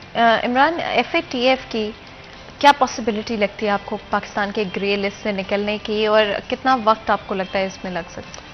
دیکھیں، اکارڈنگ ٹو رپورٹ وزارت خارجہ کی جو رپورٹ کے مطابق ہم قریب پہنچ چکے ہیں. اس کا مطلب ہے کہ آئندہ چند سالوں تک مے بی 2023-24 میں پاکستان جو ہے وہ گرے سے گرین لسٹ میں آ جائے. جو ان کی شرائط انہوں نے رکھی ہیں ریسنٹلی، اگر ان سے پاکستان نکل جاتا ہے تو الحمدللہ ہم جو ہے وہ گرے سے گرین لسٹ میں آ جائیں گے. اور گرین لسٹ میں جب ہم آ جائیں گے تو پاکستان کے لیے ٹریڈ ہر جگہ سے وہ اس طریقے سے روک تھام نہیں ہوگی ایز کمپیئر ٹو کہ جیسا کہ ہم ابھی تمام کنٹریز میں جائیں تو ہمارے لیے ایک تمام چیک اینڈ بیلنس رکھا گیا ہے کہ آپ گرے لسٹ میں ہیں. تو انشاءاللہ آئندہ چند سالوں تک جو ہے ہم گرین لسٹ میں پاسبلٹی دیکھ رہے ہیں اور انشاءاللہ ایسا ہوگا. Pakistan F A T F کی شرائط جو ہے وہ پوری کرتا جا رہا ہے. ایف اے ٹی ایف نے یہ جو ہے وہ ایڈمٹ کیا ہے کہ پاکستان نے FATF کی شرائط میں سے زیادہ تر شرائط پوری کر دی ہیں، مزید انہوں نے رکھی ہیں، مزید بھی پوری کر دیں تو انشاءاللہ پاکستان گرے سے گرین لسٹ میں آ جائے گا. یہ پاکستان کے مستقبل، پاکستان کے سافٹ مل اور پاکستان کا جو گرین پاسپورٹ ہے اس کے لیے بڑا اچھا ہوگا. اور یہ بہت امپورٹنٹ ہے بیکاز آئی تھنک شاید یہ ہم سمجھتے نہیں ہیں، لیکن جب آپ گرین لسٹ میں آ جائیں گے تو چاہے وہ فارن انویسٹمنٹ کے حوالے سے ہو، چاہے ویزاز کے حوالے سے ہو، ڈفرینٹ طرح کی چیزوں میں آپ آگے آ سکتے ہیں. ایک اور جو کہ بہت پازیٹیو چیز رہی of course because I think 14 اگست ہو یا پورا سال ہو، ہر دن ہمیں پیٹریوٹک ہونا چاہیے اور ہمارے ملک کے لیے ہماری جو محبت ہے اس میں کہیں کمی نہیں آنی چاہیے. تو جہاں پر ہمارا فرض بنتا ہے اپنے ملک کو بہتر کرنے کے لیے، اپنے آپ کو بہتر کرنے کے لیے، ہمیشہ اس فرض کو پورا کریں. یہ مت دیکھیں کہ دوسرا شخص کیا کر رہا ہے، دوسرا شخص کیا نہیں کر رہا ہے، اور ایک وہ سسٹم کا حصہ مت بن جائے، ایک بھیڑ کا حصہ مت بن جائے، جبکہ اپنا فرض ادا کریں اپنے ملک کی طرف، اپنی سرزمین کی طرف. جہاں کرپشن دیکھتے ہیں اسے غلط کہیں، نہ صرف غلط کہیں، اس میں انوالو نہیں ہوں اور ایکچولی میں اداروں کی طرف جائیں، جا کے اکاؤنٹیبلٹی لے کر آئیں اس پورے سسٹم کے اندر. دا ریزن کرپشن اتنی اسموتھلی رن کرتی ہے عمران از بیکاز ہم اس کو کرنے دیتے ہیں. جب ہم سے کرپشن کے حوالے سے کہیں پر کہا جاتا ہے تو ہم خود اس میں انوالو ہو جاتے ہیں، چاہے وہ معصومیت کہہ لیں، چاہے وہ ان اویئرنیس کہہ لیں، جس کی وجہ سے عام لوگ، عام شخص آج بڑے آرام سے اتنی نارملائز ہو چکی ہے انفیکٹ کہ ہمیں وہ پرابلمٹک بھی نہیں لگتا. تو ہمارا فرض بنتا ہے، ہمیں نظر آتی ہے، ہمیں فوری طور پہ اداروں کو آگاہ کرنا چاہیے، اکاؤنٹیبلٹی لے کر آنی چاہیے. ایسے ہی ہے. تو بالکل یہ آج کل تو یہ ٹرینڈ بن چکا ہے رشوت دینا. ٹھیک ہے، سب سے پہلے تو یہ کہ میں چاہوں گا کہ اس ٹرینڈ کو ختم کرنے کے لیے ہمارے اداروں کو ساتھ دینا چاہیے کہ ایک کام جو ہے ہم رشوت سے کرواتے ہیں، اگر ہم رشوت کے بنا کروائیں تو کتنا اسموتھلی چل سکتا ہے. تمام اداروں کو یہ جو رشوت کا کنسیپٹ ہے، رشوت ستانی کا کنسیپٹ ہے، یہ ختم کرنا چاہیے. عوام دوست آپ لے کے چلیں پالیسی کو، اور جو اس طرح کے لوگ ہیں، زیادہ تر جو رشوت ستانی کا گروہ ہے وہ اپر لیول ہے. غریب کے پاس تو روٹی کی نہیں ہے کھانے کو، رشوت کیا دے گا. اپر لیول اپنا بلیک کو وائٹ کرنے کے لیے تمام اداروں میں پیسہ یوز کرتا ہے، کوئی بھی ادارہ ہو. تو اس سے جو ہے وہ آپ دیکھتے ہیں کہ کتنی بڑھ چکی ہے bribery across the all departments. We should stop their rules, کیونکہ ہم نہیں چاہتے کہ یہ لوگ آگے آئیں. اپنے اپنے بندوں نے، انہوں نے اپنے اپنے بندے، اپنے اپنے جو مورے ہیں ہر سیٹ پہ بٹھائے ہوئے ہیں. اگر جب تک ہم ان لوگوں کو روک نہیں سکیں گے تو ہم کیسے کہہ سکتے ہیں کہ رشوت کا جو جتنا بھی بازار سرگرم کیا ہوا ہے تمام اداروں میں وہ بند ہو سکے. ہم شہری رشوت دینا بند کریں، یہ رشوت لینا جو ہے جو لیتے ہیں یہ بھی بند کر دیں. پولیس ڈپارٹمنٹ کو کافی کرٹیسائز کیا جاتا ہے. میں سمجھتا ہوں کہ تمام ڈپارٹمنٹ جو ہیں، سول لے لیں، جتنے بھی ہیں، وہاں پہ رشوت ستانی کا ایک ٹرینڈ ابھی بھی موجود ہے. ایماندار آفیسر ضرور ہیں اس تمام ڈپارٹمنٹس میں، لیکن ان کو چلنے نہیں دیا جاتا. یہی وجہ ہے کہ رشوت ستانی کا ٹرینڈ ہے وہ آج کل بڑھ رہا ہے. ہر بندہ اپنے کام کو انلیگل کو لیگل کروانے کے لیے پیسہ دیتا ہے. تو ہم بطور شہری پیسہ دینا بند کر دیں. ایک وقت آئے گا کہ ایسے آفیسر جو ہے خود ایکسپوز ہو جائیں گے، ایماندار آفیسر آگے آ جائیں گے، تو وہ تمام کام اسموتھلی چلیں گے. یہ چیز ہے. اینڈ آف کورس جب تک آپ خود یہ قدم نہیں اٹھائیں گے، جب تک آپ خود کرپشن کو نہ نہیں بولیں گے اپنی ڈے ٹو ڈے لائف کے اندر، تب تک یہ چیز ممکن نہیں ہو سکتی ہے. تو سب سے پہلا سٹیپ جو کہ ہمیں ایز شہری اٹھانا ہے، گورنمنٹ اور ادارے اپنا فرض ضرور ادا کریں. ہمارا فرض ہے کہ ہم اپنی طرف سے کسی بھی کرپشن کو، کسی بھی طرح کے under the table money exchange کو نہ بولیں، اور اس کو نہ صرف غلط کہیں بلکہ اس کے اندر خود انوالو نہ ہوں. کیونکہ اگر آپ غلط کہتے ہیں اور پھر ایٹ دی اینڈ خود انوالو ہو جاتے ہیں تو اس کا کوئی نہیں ہوگا ان دا لانگ ٹرم، اور آپ جتنا مرضی چاہیں گے اس کو ختم نہیں کر پائیں گے. بہت ڈیپ روٹیڈ ہے، ہر لیول کے اوپر موجود ہے. ہر شخص کہیں نہ کہیں کرپشن میں ان ون وے اور انادر یا تو خود انوالوڈ ہے یا تو اسے اگنور کرتا ہے بہت وقت سے. آپ کا بہت بہت شکریہ ادا کرتے ہیں عمران، آج آپ نے ہمارے لیے، ہمارے شو کے لیے وقت نکالا اور بہت ہی اچھی طرح FATF کے حوالے سے، ریئل اسٹیٹ انڈسٹری کے حوالے سے ہماری عوام کو آگاہ کیا. یہاں پر ایک بالکل چھوٹا سا بریک لیں گے، کہیں مت جائے گا ہمارے ساتھ.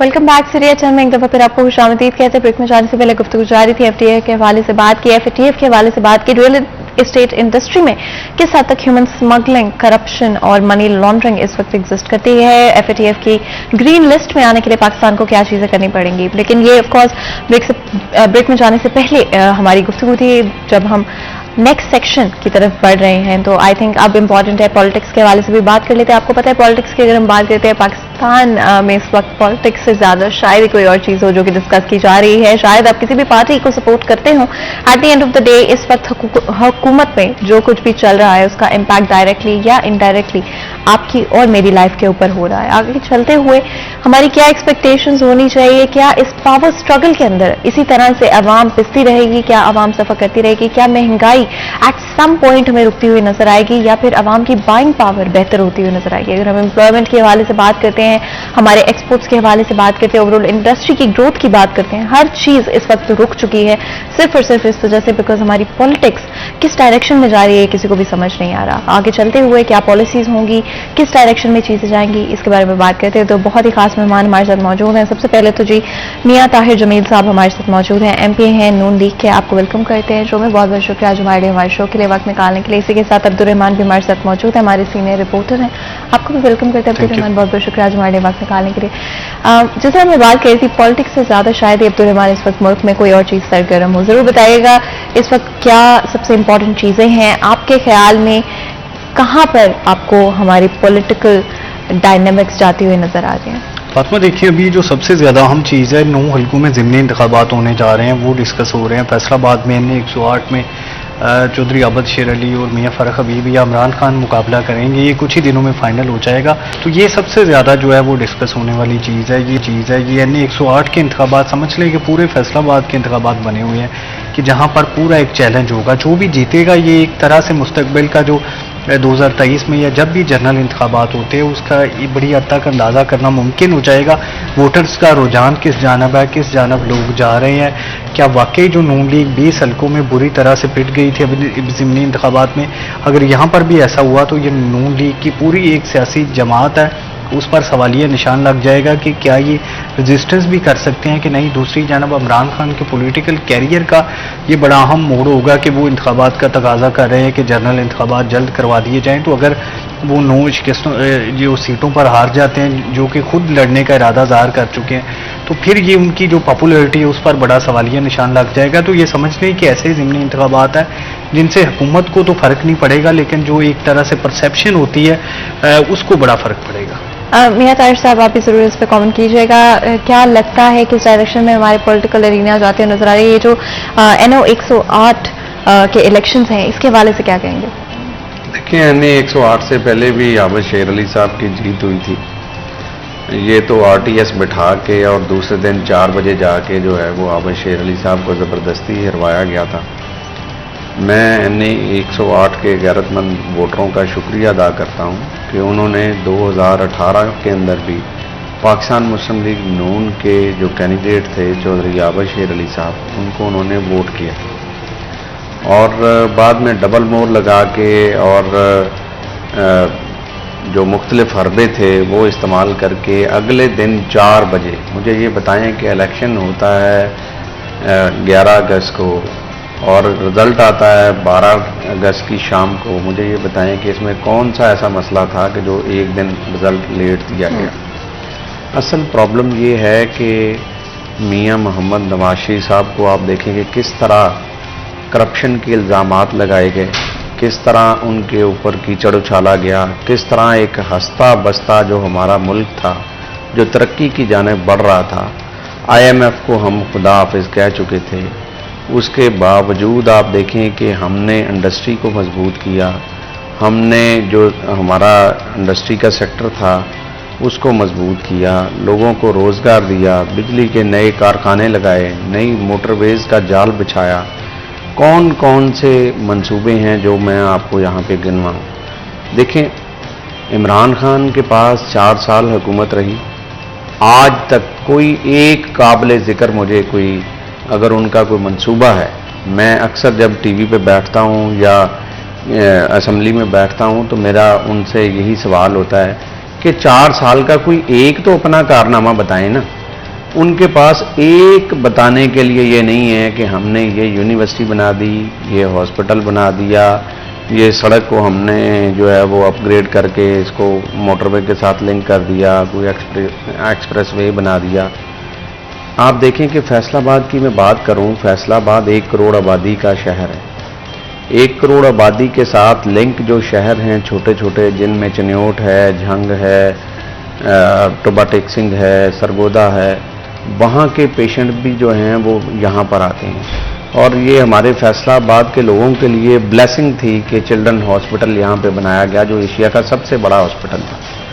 अरबों रुपए की लागत से हॉस्पिटल तो बना दिया गया, बिल्डिंग तो खड़ी कर दी गई, लेकिन बदकिस्मती से हमारी हुकूमत चलेगी। आज तक वो हॉस्पिटल जो है उसका हाल जो है वो आपके कैमरे की आंखों ने देखा, मुख्तलिफ उस पर प्रोग्राम भी हो चुके हैं, वो आज तक पाया तकमील तक नहीं पहुंचा। अच्छा, इन्हें 108 में अगर PMLN जीत जाती, क्या असर होगा? जिस तरह अब्दुल रहमान ने भी बताया कि ये डिसाइड करेगा कि जनरल इलेक्शंस में अवाम का क्या पोटेंशियली प्रेफरेंस हो सकती है, तो क्या इससे आपको क्या लगता है, क्या बदलेगा? देखिए, इन्हें 108 जो है वो चौधरी आबद शेर अली साहब की जीत होगी, और चौधरी आबद शेर अली साहब के वालिद साहब की भी इस शहर के लिए बेपनाह खिदमात हैं। जब वो मेयर रहे, मेयर के दौर में उन्होंने फैसलाबाद के स्ट्रक्चर को मजबूत किया, फैसलाबाद में पार्क्स बनाए, फैसलाबाद में तरक्याती कामों का जाल बिछाया, और उसके बाद जो आबद शेर अली साहब जब से सियासत में आए, उन्होंने भी एक मुनफरद मकाम जो है वो सियासत के अंदर हासिल किया है। आप देखें कि हमारे हलके के अंदर अभी जब हमारी मुस्लिम लीग नून की गवर्नमेंट आई है, तो हमने ये बाबर सिनेमा चौक में एक जो पुरानी सब्जी मंडी थी, वहाँ पे हमने अपनी बेटियों के लिए, बेटों के लिए हमने IT यूनिवर्सिटी का ऐलान करवाया। जब हमजा शहबाज साहब फैसलाबाद आए, हमने उनसे ये रिक्वेस्ट की कि मेहरबानी करें, हमें हमारी बेटियों के लिए हमें एक यूनिवर्सिटी दें, IT यूनिवर्सिटी, उसकी बड़ी अशद ज़रूरत है फैसलाबाद। अब देखें कि जब रुकावटें रास्ते में डाली जाएंगी, ये मंसूबा जो था ये आज से 4 साल पहले शुरू होना था, लेकिन PTI गवर्नमेंट ने इस मंसूबे को खटाई में डाल दिया, बल्कि ना कि खटाई में डाल दिया, इनको कोर्टों में उलझा दिया। अब हम आए हैं, हमने वो जगह खाली करवाई है, वो जगह अब क्लियर हो चुकी है, और 1 अरब रुपए के करीब जो हमने फंडिंग है वो उसकी रखी थी। उसके फंड रखने के बाद फिर बदकिस्मती है कि परवेज़ इलाही साहब की गवर्नमेंट आ गई, उस वजह से अब वो मंसूबा जो है वो फिर खटाई में पड़ गया। मुझे बताएं कि क्या फैसलाबाद के लोग टैक्स नहीं देते? क्या फैसलाबाद की बेटियों का ये हक नहीं है कि उनको IT यूनिवर्सिटी दी जाए? क्या जो हमारे बच्चे जो इस्लामाबाद पढ़ने के लिए जाते हैं, क्या उनका ये राइट नहीं बनता कि उनको फैसलाबाद के अंदर तालीम दी जाए? क्यों ऐसी हथगंडे इस्तेमाल किए जाते हैं कि जो बच्चों के मुस्तकबिल के दुश्मन हैं? हम चाहते हैं कि फैसलाबाद नहीं, पाकिस्तान तरक्की करे। हम चाहते हैं कि फैसलाबाद के अंदर ऐसे अदारे बने जो पूरे पाकिस्तान नहीं, पूरी दुनिया के अंदर हमारे बच्चे जाके हमारा नाम रोशन करें। लेकिन आप देखें कि मैं यहाँ पर जिक्र करना चाहूँगा, हमारी बच्ची थी अरफा करीम फैसलाबाद से, जिसने पूरी दुनिया के अंदर IT में उसने अपना एक मुनफरद जो नाम है वो कमाया, और उससे पाकिस्तान की बड़ी इज्जत हुई। अल्लाह ताला उसके दर्जात बुलंद करे, उसके पेरेंट्स हैं, अल्लाह ताला उनको सब्र दे। लेकिन बात यह है कि हमारे जो बच्चे हैं उनके अंदर टैलेंट है, लेकिन अगर हम अदारे नहीं बनाएंगे, अगर हम तरक्याती कामों पर तवज्जो नहीं देंगे, अगर हम शहर में बढ़ती हुई आबादी को देखकर लोगों के मसाइल को हल करने की बातें नहीं करेंगे, तो फिर ये कैसे शहर जो है वो शहर रहेगा? ये तो खंडर की शक्ल फिर पेश करने लगेगा। आज मुझे ये कहना पड़ रहा है आपके प्रोग्राम में कि पूरे फैसलाबाद के अंदर हमारा जो सीवरेज सिस्टम है वो बैठ चुका है। 12 मरतबा हुकूमत को बाबर कराया गया, असम्बली के अंदर शोर मचाया गया। अब मुझे ये बताएं कि आबादी के बढ़ने के साथ सीवरमैनों की तादाद तो बढ़नी चाहिए थी, लेकिन ये नाअहल लोग जो बैठे हुए हैं, इन्होंने 1700 मुलाजमीन को वासा से फारग किया। अब मुझे ये बताएं कि सीवरेज का ये इशू है कि किसी मोहल्ले में आप दाखिल हो जाएं, आपको गटर उबलते नजर आएंगे, आपको सीवरेज की लाइनें बंद नजर आएंगी, लोग सरापा एहतजाज हैं। मुझे समझ नहीं आती कि ये गवर्नमेंट की डायरेक्शन क्या है, ये करना क्या चाहती है, ये क्यों इस तरह के काम करती है कि जिससे आवाम परेशान हो। महंगाई आप देखें कि महंगाई के अंदर अब जो मैं कहता हूं कि गरीब आदमी जो है उसका कोई पुरसाने हाल ही नहीं रहा। मेरे पास अल्फाज नहीं है कि गरीब अपने घर का चूल्हा कैसे जलाता है, और 30,000 कमाने वाला जो बंदा है, मुझे नहीं समझ आती कि वो कैसे अपने बच्चों को दवाई लेके देता है, कैसे अपने बच्चों को दूध देता है, कैसे अपने बच्चों को रोटी देता है। میری سمجھ سے باہر ہے وہ. بالکل. عبدالرحمان، اگر آپ ضرور بتائیں اس وقت جو کرنٹ صورتحال آپ کو مہنگائی کے حوالے سے نظر آتے ہیں، جس طرح سے میاں صاحب نے مینشن کیا کہ ڈفرینٹ سیکٹرز میں جہاں پر ابھی بھی ایشوز ایگزسٹ کرتے ہیں، اگر ہم دیکھیں پروونشل گورنمنٹ اور اس کو کمپیئر کریں ہم نیشنل گورنمنٹ کے ساتھ، اس وقت کس کی ڈومین میں کیا ایشوز آتے ہیں اور عوام کے مسائل کو حل کرنے کے لیے کیا دونوں گورنمنٹس کا مل جل کر بیٹھنا، یونائٹ ہونا ضروری ہوگا؟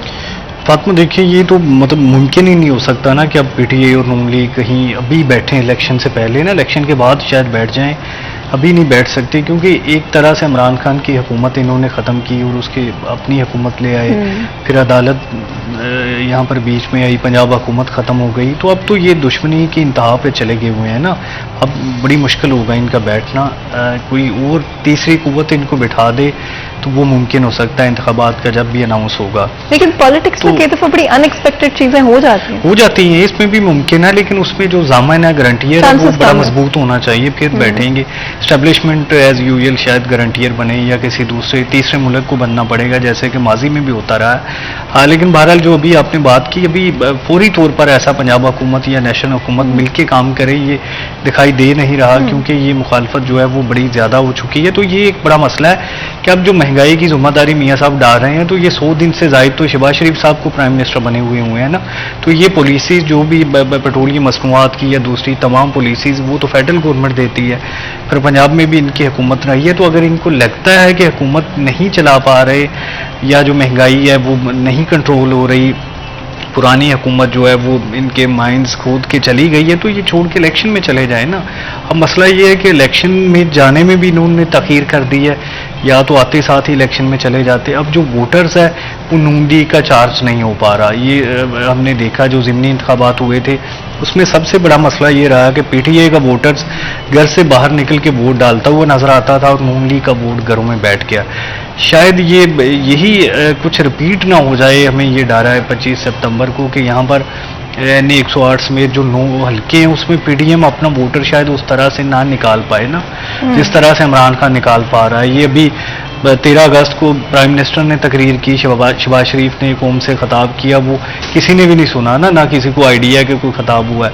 جو عمران خان اپوزیشن لیڈر بھی نہیں ہے، کچھ بھی نہیں ہے فی الحال، ان کی تقریر کے اتنے چرچے، تو اس سے آپ اندازہ لگا لیں کہ بیانیہ نون لیگ کا کہاں پہ کھڑا ہے.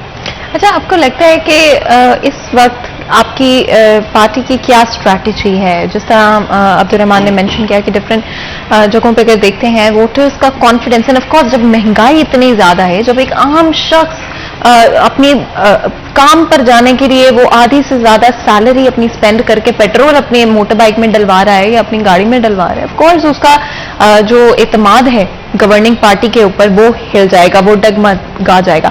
آپ کی پارٹی کی کیا اسٹریٹجی، کس طرح اپنے ووٹر کو دوبارہ کانفیڈنس ملیں گے، کس طرح عوام کو دوبارہ کانفیڈنس ملیں گے؟ دیکھیں، ہمیں عوام کی مشکلات کا بہت شدت سے احساس ہے. ہم یہ چاہتے ہیں کہ عام آدمی کی پہنچ میں چیزیں ہونی چاہیے اور ہم اس طرح کی پالیسی بھی لے کے آ رہے ہیں. آپ دیکھیں کہ ملک کے اندر ایک مافیا موجود ہے.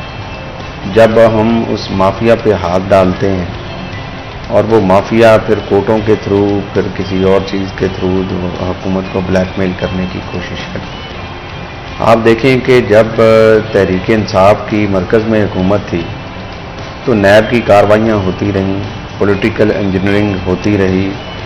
تمام مسلم لیگ کے جو سرکردہ لیڈران تھے میرے سمیت ہم نے نیب بھگتی. ہم نے 3.5 سال وہ ٹائم دیکھا کہ جو دیکھنے والا نہیں تھا.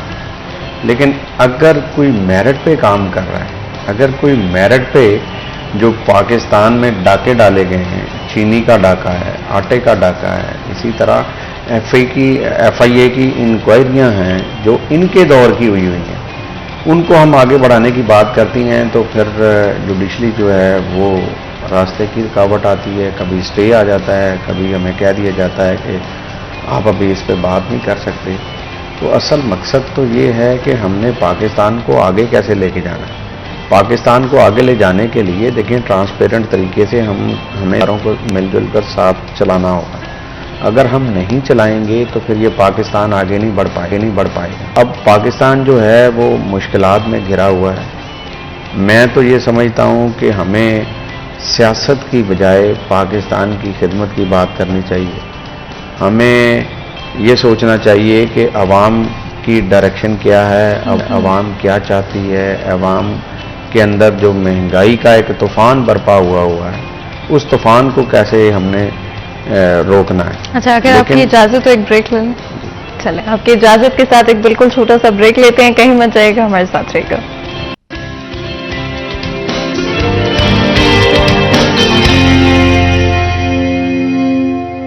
ویلکم بیک سٹی ایٹ 10 میں ایک دفعہ پھر آپ کو خوش آمدید کہتے ہیں. بریک میں جانے سے پہلے آف کورس ہم پالیٹکس کے حوالے سے بات کر رہے ہیں. ایک ایسا سبجیکٹ ہے جو آپ کو, مجھے, ہم سب کو امپیکٹ کرتا ہے. At the end of the day ہم سب چاہتے ہیں کہ ہمیں صرف پازیٹیو خبریں سننے کو ملیں, بٹ ہم ضرور چاہتے ہیں کہ جو مسائل ہیں, جو ایشوز ہیں, ان کو ہائی لائٹ کریں اور آپ کے مسائل کو منظر عام پر لے کر آئیں. آپ کے مسائل حل ہونے چاہیے. عوام کی زندگی میں جو بھی چیزیں سفر کرنی پڑتی ہیں وہ سب سے پہلے کسی بھی گورنمنٹ, کسی بھی پارٹی کی پرائیورٹی ہونی چاہیے. ہر دوسری چیز سیکنڈری ہوتی ہے, بٹ اگر آپ عوام کے مسائل حل کریں گے تب ہی عوام آپ کا ساتھ دے پائے گی. آج ہماری عوام اویئر ہے, آج ہماری عوام مضبوط ہے, جانتی ہے اپنے حقوق, جانتی ہے اپنی رائٹس, جانتی ہے, اور آپ جانتے ہیں کہ آپ اپنی حکومت کو, اپنے حکمرانوں کو اکاؤنٹیبل کر سکتے ہیں. اگر آپ کو لگتا ہے کہ کہیں پر کمی ہے تو آپ کی رسپانسبلٹی ہے کہ آپ ان کو اکاؤنٹیبل کریں, اور ہماری رسپانسبلٹی ہے کہ آپ کے سوالات ہم جو بھی پولیٹیشینز ہیں, جو بھی پارٹیز ہیں, ان کی طرف لے کر جائیں اور آپ کے سوالوں کے آپ کے لیے جواب دے کر آئیں. تو جی, ایک اور بڑی انٹرسٹنگ چیز آف کورس NA 108 کے حوالے سے ہم نے پہلے بھی بات کی, لیکن عابد شیر علی اور رانا ثناء اللہ کی جو صلح ہوئی ہے اس کے حوالے سے ضرور دے گا. ہم جانتے ہیں ان دا پاسٹ تھوڑا سا کانفلکٹ چل رہا تھا. کیا یہ صرف اور صرف الیکشنز کی وجہ سے ہوئی ہے یا ویسے ہی انہوں نے سوچا کہ اچھا چلیں کوئی بات نہیں, چھوڑیں؟ دیکھیں, جو بھی پارٹی کا لیڈر ہوتا ہے اور اس کی یہ کوشش ہوتی ہے کہ اس کی پارٹی کے اندر اگر کوئی سیاسی اختلاف رکھنے والے ہیں تو ان کو ایک جگہ پہ اکٹھا کیا جائے. تو میاں محمد نواز شریف صاحب نے میاں شہباز شریف صاحب کی ڈیوٹی لگائی تھی. انہوں نے بالکل عابد شیر علی صاحب کو بلا کے, رانا ثناء اللہ صاحب کو بلا کے ان کی آپس میں جو تلخیاں تھیں ان کو ختم کروایا. بتائیں کہ کیا تلخیاں تھیں؟ سیاسی اختلاف. دیکھیں, میرا آپ سے بھی ہو سکتا ہے, میرا کسی اور سے بھی ہو سکتا ہے. تو ہمارے سیاسی اختلاف پارٹی میں رہتے ہوئے اپنے جو کولیگس ہیں ان کے ساتھ ہوتے ہیں. میری سوچ جو ہے وہ کسی اور کے ساتھ نہیں مل سکتی, کسی اور کی سوچ ہمارے ساتھ نہیں مل سکتی. تو یہ چھوٹے موٹے جو نوک جھوک ہے یہ چلتی رہتی ہے. تو چھوٹا موٹا بس اختلاف تھا جو کہ اب سارٹ آؤٹ ہو چکا ہے. جی بالکل جی, اللہ کے فضل سے, اللہ کے کرم سے مسلم لیگ نون پہلے بھی میاں محمد نواز شریف کی قیادت میں متحد تھی اور اب بھی انشاءاللہ متحد. کچھ ایڈ کرنا چاہتے ہیں عبدالرحمان؟ فاطمہ, دیکھیں, یہ چودھری شیر علی صاحب جو سیاست میں بہت پرانے, سمجھ لیں کہ فیصل آباد میں جو مسلم لیگ کی بنیاد انہوں نے رکھی نا, تو وہ رانا ثناء اللہ خان کو بھی نون لیگ میں لے کے آئے, مطلب تب کی مسلم لیگ میں انٹروڈیوس کروایا, MP بنایا. تو پھر اس کے بعد رانا ثناء اللہ خان ان کے خلاف ہو گئے, 2 گروپ بن گئے, 2 دڑے بن گئے. چودھری شیر علی کی سیاست کو کافی انہوں نے ماضی میں ڈیمیج بھی کیا. پھر بعد میں جو ہے وہ چودھری شیر علی کی عمر بھی زیادہ ہو گئی, وہ پیچھے ہٹ گئے اور عابد شیر علی سامنے آ گئے. تو یہ سمجھ لیں کئی دہائیوں کی لڑائی ہے, اس میں کئی بار صلح ہوئی ہے, لیکن پھر بھی یہ صلح لمبی نہیں چل پائی نا, کہ اس میں مطلب صلح چل نہیں سکتی نا, یہ پاورز کی لڑائی ہے. تو یہ مجھے لگ رہا ہے کہ یہ صرف الیکشن تک ہوگی, کیونکہ میاں طاہر جمیل صاحب جو ہے نا وہ بڑے, سمجھ لیں کہ مطلب یہ اس دڑے کے سب سے سرگرم جو رہنما ہے, اور رانا ثناء اللہ خان کے خلاف بیانات دینے کی ان کی بڑی شہرت ہے. انہوں نے تو پریس کانفرنس بھی ایک بڑی کر دی تھی جب وہ عروج پر تھی ان کی سیاست پنجاب میں. تو یہ لمبی شاید نہ چلے, لیکن بہرحال یہ اچھی بات ہے. اچھا, پھر اس میں یہ الیکشن تک بڑی فائدہ مند ثابت ہو سکتی ہے کہ جو اس میں ووٹرز ہیں وہ ایک دڑے میں اکٹھے ہو جاتے ہیں. جیسے کہ میں نے بتایا کہ اب PTI کا ووٹر اکٹھا ہو جاتا ہے, تو پھر نون لیگ کا اگر ووٹر الگ الگ رہے گا تو یہ نقصان ہوگا. جمرہ میں یہ ہوا کہ اجمل چیمہ نے کمپین کی تو آزاد تبسم کا جتنا بھی دڑا تھا وہ ساتھ نہیں دیا, تو وہ الیکشن ہار گیا. پورے پنجاب میں ایسا ہی ہوا. تو اب جو اگر ایک دڑا گھر میں بیٹھا رہے, عمران خان اپنے سارے ووٹر نکال لے, تو وہ इलेक्शन जीत सकता था।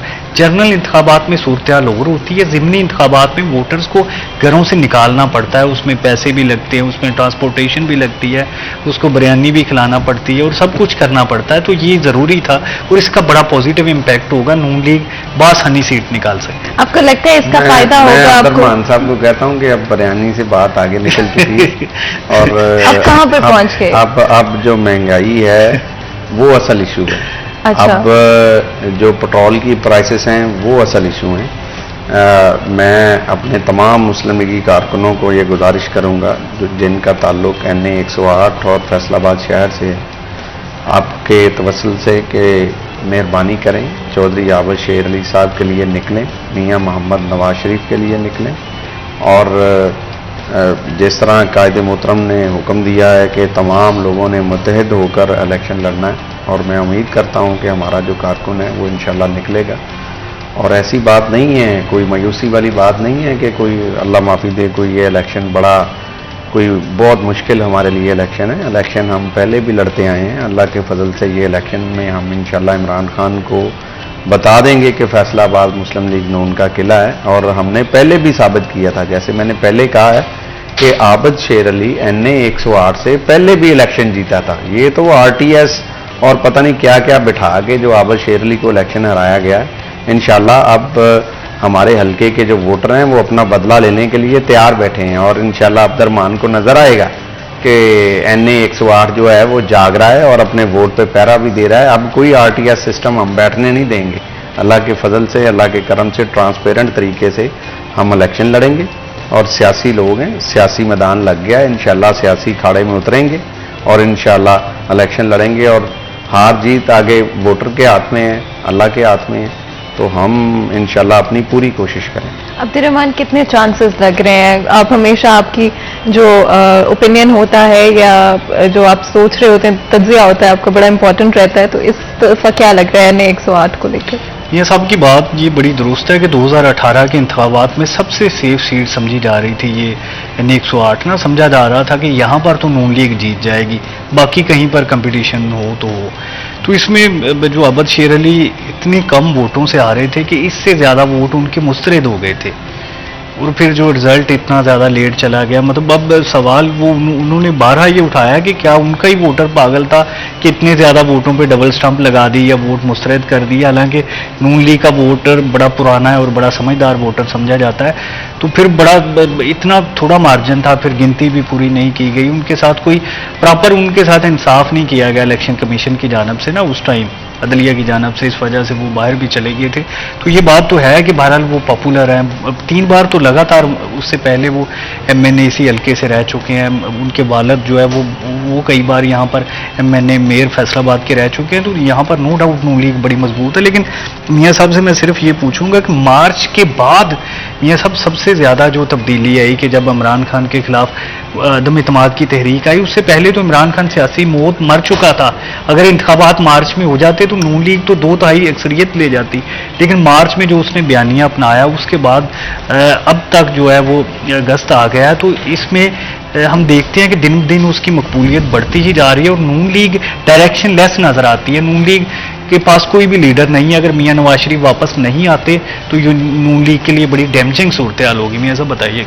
देखें, मैं अब्दुर्रहमान की इस बात से एग्री करता हूँ कि मियाँ मोहम्मद नवाज शरीफ साहब का पाकिस्तान आना बड़ा ज़रूरी है, क्योंकि जब लीडर प्लान कर रहे हैं वो लीडर बिल्कुल वो आ रहे हैं और अल्लाह के फजल से वो बहुत कम दिनों में इंशाल्लाह हमारे पास होंगे और हमारी पार्टी की भी यही राय है कि अब मियाँ मोहम्मद नवाज शरीफ साहब को पाकिस्तान आना चाहिए। अच्छा, इस वक्त ऑफ कोर्स शहबाज शरीफ साहब प्राइम मिनिस्टर हैं, क्या नवाज शरीफ साहब के आने के बाद तब्दील किया जाएगा या किस तरह से चीज़ें चलेंगी? देखिए, पाकिस्तान में अदारे आज़ाद हैं, मियाँ मोहम्मद नवाज शरीफ साहब आएंगे, अदालतों को फेस करेंगे। मियाँ मोहम्मद नवाज शरीफ के खिलाफ जो फैसले दिए गए हैं, अब तो जजेस जो हैं वो अपने मुंह से बोल पड़े हैं। आपने देख लिया है कि अदलिया का क्या हाल हुआ है, आपस में इन लोगों का जो इत्तेफाक था वो आपके सामने है। बात यह है कि इमरान खान को पाकिस्तान में लाकर पाकिस्तान के साथ किसने दुश्मनी ली है, मुझे तो ये समझ नहीं आती کہ اس کی ضرورت کیا پڑی تھی جب ملک ایک ٹھیک ڈائریکشن میں چلا رہے تھے. میاں محمد نواز شریف کی قیادت میں ملک صحیح سمت میں جا رہا تھا, تو کہاں ہے وہ کرپشن جو یہ رونا روتے رہے, پی ٹی آئی والے رونا روتے رہے. 4 سال ان کی حکومت رہی, نیب ان کے نیچے تھا, ایف آئی اے ان کے نیچے تھا, پاکستان کے تمام ادارے ان کے نیچے تھے. اب میں اگر این اے 108 چونکہ آج ڈسکس ہو رہا ہے, این اے 108 میں مجھے یہ بتائیں کہ 4 سال کے اندر کوئی ایک منصوبہ مجھے بتائیں کہ جو شہریوں کی سہولت کے لیے بنایا گیا ہو. کوئی فیصل آباد کے اندر مجھے بتا دیں کہ کوئی ایک نیا منصوبہ بنایا گیا ہو. تو بھائی باتوں سے تو کام نہیں چلے گا, کام سے کام چلے گا. انشاءاللہ ہم بالکل اس بات پر یقین رکھتے ہیں. اگر لوگ ہم پر اعتماد کریں گے انشاءاللہ ہم شہر کا نقشہ بدل کے رکھ دیں گے. ہم نے پہلے بھی ثابت کیا ہے, ہم نے فیصل آباد کو ایکسپریس وے دیا, ہم نے فیصل آباد کو یونیورسٹی کا نیا کیمپس دیا, چلڈرن ہاسپٹل دیا, الائڈ ہاسپٹل کی سول ہاسپٹل کی ایکسٹینشن کی, ایف آئی سی میں ہم نے کام کیا. تو مطلب بات یہ ہے کہ جب تک آپ شہر کے اداروں کو مضبوط نہیں کریں گے تو آپ کیسے چلیں گے. تو میری تو اپنے جو اب تحریک انصاف کے ہمارے کولیگس ہیں, میں تو ان سے بھی اکثر یہ کہتا رہتا ہوں کہ خدا کے لیے جھوٹ چھوڑ کے وہ کام کرنا شروع کرو. اچھا, اس سے پہلے کہ مزید گفتگو کریں بریک لیتے ہیں, کئی مزے کا ہمارے ساتھ رہے گی.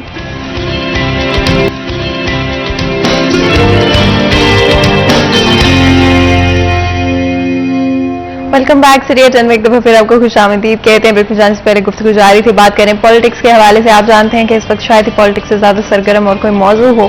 ہر جگہ پر جہاں پر آپ بیٹھتے ہیں, دوستوں کے ساتھ ہو, فرینڈس کے ساتھ ہو, کلاس فیلوز کے ساتھ ہو, آفس میں ہو, کالیگس کے ساتھ ہو یا پھر فیملی کے ساتھ ہو, پالیٹکس کہیں نہ کہیں بات چھیڑی جاتی ہے. ہر کسی کا اپنا ڈفرینٹ اوپینین ہے اس وقت. اگر آپ عوام کو بھی دیکھتے ہیں آپ کو عوام ڈیوائیڈڈ نظر آئے گی. ہر کسی کا ڈفرینٹ اوپینین ہے کہ کس ڈائریکشن میں چیزیں جاننی چاہیے, آخر ہمارے مسائل کو کس طرح سے حل کیا جا سکتا ہے. عبدالرحمان, بریک میں جانے سے پہلے میاں صاحب نے کافی ساری ڈفرینٹ ایسپیکٹس کے بارے میں بات کی, اگری کرتے ہیں ان چیزوں سے؟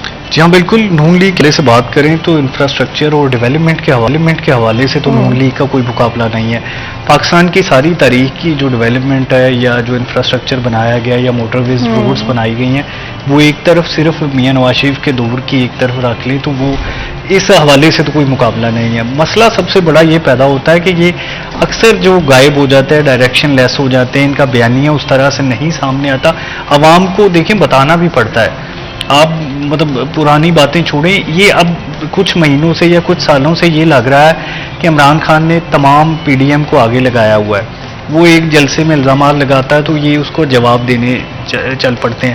دیکھیں الیکشن کمیشن کے فیصلے نے عمران خان کو, پی ٹی آئی کو بڑا ڈیمیج کیا, لیکن اس طرح سے نون لیگ پروپیگنڈا نہیں کر سکی, اس طرح سے اس کے خلاف نہیں جا سکی جس طرح سے عمران خان پاناما کیس کو لے کے نکلا تھا. حالانکہ اس میں نواز شریف براہ راست ڈیمیج نہیں ہوا تھا اور عمران خان اس کیس میں براہ راست ڈیمیج ہو رہا ہے. یہ بڑا فرق بن کے سامنے آ رہا ہے کہ نون لیگ کی قیادت میں یکسوئی نہیں ہے, قیادت کا فقدان ہے, اور مخالف کو جس طرح سے مخالف ان کو رگڑتے ہیں اس طرح سے رگڑنے کی خوبی نہیں رہی. اینڈ کوشش of course I do think کی جا رہی ہے. بالکل عبدالرحمان صاحب کہہ رہے ہیں ہماری کوئی کمی کوتاہیاں ضرور ہیں ہماری پارٹی کے اندر, اور انسان ہیں, خطا کے پتلے ہیں, خطائیں ہوتی ہیں. دیکھیں ہم چاہتے ہیں کہ یہ ملک سٹیبل ہو, ہم ملک میں افراتفری نہیں چاہتے. ہم چاہتے ہیں کہ یہ ملک کی جو ڈائریکشن ہے وہ ٹھیک ہو, اس ملک میں بسنے والے لوگ خوشحال ہوں. ہم بھی چاہیں اگر ہم بھی ان کو چور ڈاکو کی گردانے کرتے کرتے ہم ملک کو دلدل میں پھنسا دیں, تو یہ ہم نہیں کرنا چاہتے. ہماری پالیسی یہ ہے کہ ہم پہلے عوام کو خوشحال کریں, بعد میں ہم سیاست کرتے رہیں. ہم نے اپنی سیاست کو, میں یہ آن ایئر کہہ رہا ہوں کہ ہم نے اپنی سیاست کو ریاست کے لیے قربان کیا ہے. ہم نے مشکل فیصلے کیے. اگر ہم ملک نہ لیتے تو آپ کے سامنے پی ٹی آئی گورنمنٹ کے جو بیانات ہیں جو آپ کے کیمروں پہ آتے رہے کہ یہ سری لنکا بن جائے گا, یہ ملک خدا نہ خواستہ میرے منہ میں خاک اور ان کے منہ میں بھی خاک, جو کہتے رہے کہ یہ بنانا ریپبلک بنے گا اور اس کا سری لنکا سے برا حال ہوگا. یہ کس نے کہا؟ عمران خان کس کے کہنے پہ یہ باتیں کرتا رہا؟ یہ تو ملک دشمنی والی باتیں ہیں. کون کہتا رہا کہ بجلی کے بل نہ جمع کراؤ؟ کون ملک کے اداروں پہ حملے کرتا رہا؟ کس نے پاکستان کی عوام کو گمراہ کیا؟ مجھے یہ سمجھ نہیں آتی ہے کہ کس منہ سے یہ ٹی وی پہ آ کر یہ باتیں کرتے ہیں کہ ہم بڑے صادق اور امین ہیں. کہاں ہیں اب وہ چیف جسٹس جو بابا ڈیم صاحب ہیں جنہوں نے اربوں روپے اکٹھے کیے اور آج تک اس کا کوئی حساب جو ہے وہ نہیں ہو سکا. آج اب ہم نے جب انکوائری کی ہے, جب ہم نے انکوائری کرنی سٹارٹ کی ہے تو ہمیں عدالت کی طرف سے ایک نوٹس مل گیا ہے جی کہ آپ اس پہ کام نہیں کر یہ سکتے. ضرور آپ بتائیں, مہنگائی ایک بہت بڑا ایشو ہے اس وقت, تو چاہے میرے لیے ہو چاہے کسی بھی اور شخص کی, پاکستانی شہری کی اگر ہم بات کرتے ہیں, کیا کیا جائے گا مہنگائی کے حوالے سے؟ دیکھیے, مہنگائی کے حوالے سے ہم نے اپنی ایک پارٹی کی اسٹریٹجی بنائی ہے. ہم یہ چاہ رہے ہیں کہ مہنگائی کو کنٹرول کریں, غریب لوگوں کو زیادہ سے زیادہ ریلیف دیں. ہماری پنجاب گورنمنٹ نے 100 یونٹ تک جو بجلی تھی وہ فری کی تھی, لیکن الیکشن کمیشن اور ہائی کورٹ نے اس پر پابندی لگا دی. مجھے یہ بتائیں کہ کیا غریب کو فری بجلی دینا جرم ہے؟ اگر وہ جرم ہے تو وہ انشاءاللہ ہم ضرور کریں گے. ہم غریب کے لیے ہر حد تک جائیں گے. ہم کوشش کر رہے ہیں انشاءاللہ. آج ہم پٹرول کی پرائسز کم کریں گے, ڈیزل کی پرائسز بھی نیچے لے کے آئیں گے, اور ڈالر کو آپ دیکھیں کہ کس طرح اوپر اٹھایا گیا تھا. سٹے بازوں نے پاکستان میں یہ حال کر کے رکھ دیا ڈالر کا کہ ڈالر کسی کو مل نہیں رہا تھا. تو الحمدللہ اب اللہ کے فضل سے, اللہ کے کرم سے حکومت نے سخت اقدامات کیے, ان کی بدولت جو ہے وہ ڈالر کی پرائس جو ہے وہ 28 سے 30 روپے نیچے آ گئی. اب جب 28 سے 30 روپے نیچے آ گئی ہے, ہم یہ چاہتے ہیں کہ جو لوگوں نے 250 پہ کام کیا تھا اب 206-7 روپے پہ آج پہنچ چکا ہے ڈالر, تو اس کا جو ریلیف ہے وہ ڈائریکٹلی عوام کو ملنا چاہیے. اور پنجاب گورنمنٹ اپنا کردار ادا کرے, فیڈرل گورنمنٹ اپنا کردار ادا کرے تاکہ لوگوں کو کوئی ریلیف مل سکے. اب بات یہ ہے کہ جب تک بجلی کی پرائسز, ہم اپنی پارٹی کے اندر بھی یہ باتیں کر رہے ہیں, بجلی کی پرائسز اور ہمارا جو پٹرول ہے, یہ دو چیزیں اب کنٹرول کرنا فیڈرل گورنمنٹ کی ذمہ داری ہے. میں عبد الرحمان صاحب کی بات سے بالکل اتفاق کرتا ہوں کہ یہ دو چیزیں جو ہیں یہ ہماری پارٹی کے لیے بہت بڑا چیلنج ہے, اور انشاءاللہ اس چیلنج کو ہم فیس کریں گے, ہم اس کو نیچے لائیں گے. دیکھیں, بجلی کی جو قیمت ہے وہ پاکستان مسلم لیگ نون کی طرف سے نہیں بڑھائی گئی. وہ جو IMF کے ساتھ انہوں نے معاہدے کیے, جو پاور سیکٹر کے ساتھ انہوں نے معاہدے کیے, ان کو پورا کرنے کے لیے ہمیں یہ قربانی دینا پڑی, اور ہمارے ہاتھ میں یہ بالکل نہیں تھا. ہاں, اب جو ہم نئے ایگریمنٹ, جو ہماری گورنمنٹ کے اندر ایگریمنٹ سائن ہو رہے ہیں, ان کو ہم ضرور ریویو میں جائیں گے, ان کو دیکھیں گے. انشاءاللہ کوشش کریں گے کہ پاکستان میں ایک تو جو بجلی کی لوڈ شیڈنگ ہے اس کا خاتمہ کیا جائے, دوسرا جو چیلنج ہے کہ بجلی کی پرائسز اس کو کم کیا جائے. اس پر ہماری جو ٹیم ہے, پولیٹیکل ٹیم, بالکل لگی ہوئی ہے, کام کر رہی ہے. میں قوم کو یہ نوید دینا چاہتا ہوں کہ انشاءاللہ آنے والے دنوں میں بجلی کے ریٹ بھی کم ہوں گے اور پٹرول کے ریٹ بھی کم ہوں گے, اور انشاءاللہ عوام کو ہم خوشحال کرنے کے لیے, جیسے میں نے پہلے کہا ہے کہ ہم ہر حد تک جائیں گے انشاءاللہ. اور میری صرف آپ کے سٹی 41 کے چینل کے حوالے سے لوگوں سے یہ اپیل ہے کہ خدا کے لیے اپنی آنکھیں کھولیں. جو اس ملک میں کام کرنے والا بندہ ہے اس کو ووٹ کریں. جو مجھے یہ بتائیں کہ 4 سال کی کارکردگی کیا ہے. جب ہم کارکردگی کا پوچھتے ہیں تو یہ کاٹنے کو آ جاتے ہیں. یہ کہتے ہیں کہ جی ہم نے, آپ کیا پوچھ رہے ہیں ہمیں, ہم کیوں بتائیں. بھائی کیوں نہیں بتائیں گے آپ 4 سال مسلط رہے ہم پر, ہم اسمبلیوں کے اندر بیٹھے رہے. یہ تو میں آپ سے ایگری کرتی ہوں, اکاؤنٹیبلٹی بہت امپورٹنٹ ہے. عبد الرحمان, اگر ہم ریپ اپ کریں اپنے ڈسکشن کو, کیا کہیں گے, کیا ایڈوائز دیں گے دونوں پارٹیز کو؟ دیکھیں جی, یہ بات آپ کی ٹھیک ہے کہ اس طرح سے جو عوام سوال پوچھنے کا حق تو رکھتی ہے کہ آپ نے آخر ہمارے لیے کیا کیا ہے, اور یہ 5 سال بعد جب انتخابات ہوں گے تو اس میں جو عوام کا ووٹ ہے وہ اسی بات کا جو آئینہ دار ہوگا کہ کس نے کس کے لیے کیا کیا, وہی پارٹی جیتے گی جو کام کرے گی. اینڈ کام آف کورس آپ کو پتا ہے کہ ہماری ہمیشہ یہ کوشش رہی ہے کہ ہم ڈفرینٹ, چاہے پولیٹیکل پارٹیز ہوں, چاہے ڈفرینٹ پولیٹیشینز ہوں, ان سے اکاؤنٹیبلٹی ہم ان کے سامنے رکھ سکتے ہیں. عبد الرحمان, ہم نے پولیٹیکل چینجز جو کہ پچھلے کچھ مہینوں میں دیکھے ہیں, شاید ان ہسٹری ہم نے اس طرح کا کبھی وقت دیکھا ہو کہ اتنے کم مہینوں میں اتنے سارے ڈفرینٹ چینجز ہمارے سامنے. عوام اس طرف کہاں پر پریفرنسز عوام کی لائے کرتے ہیں آپ کے خیال میں؟ فاطمہ, ماضی میں جب بھی انسٹیبلٹی آتی تھی پولیٹکس میں تو مارشل آ جاتا تھا.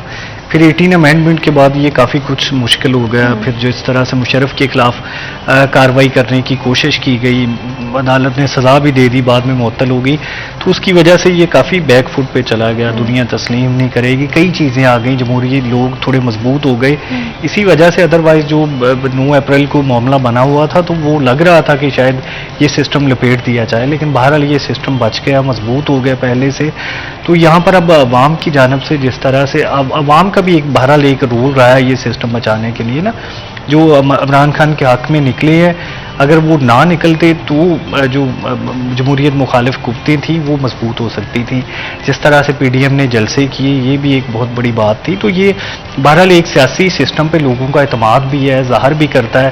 ضمنی انتخابات میں جو ٹرن اوور ہے وہ اچھا خاصا رہا ہے, جنرل انتخابات میں 50-60 کے درمیان رہتا ہے. یہ اگر 60-70-80 کے قریب چلا جاتا تو یہ بڑی اچھی بات ہوگی. اس سے جو عوام کا اعتماد ہے وہ بھی بڑھے گا, اور جو عوام اپنے جو جمہوری نمائندے ہیں وہ بہتر طریقے سے چناؤ کر سکے گی, اور پھر لوگوں کو تبدیل کرنا ممکن ہو سکے گا. دیکھیں ابھی ہم نے ضمنی انتخابات میں دیکھا لوگ بظاہر جو نون لیگ دوسری پارٹیوں سے لوٹے لے کر آئی تھی عوام نے ریجیکٹ کر دیا.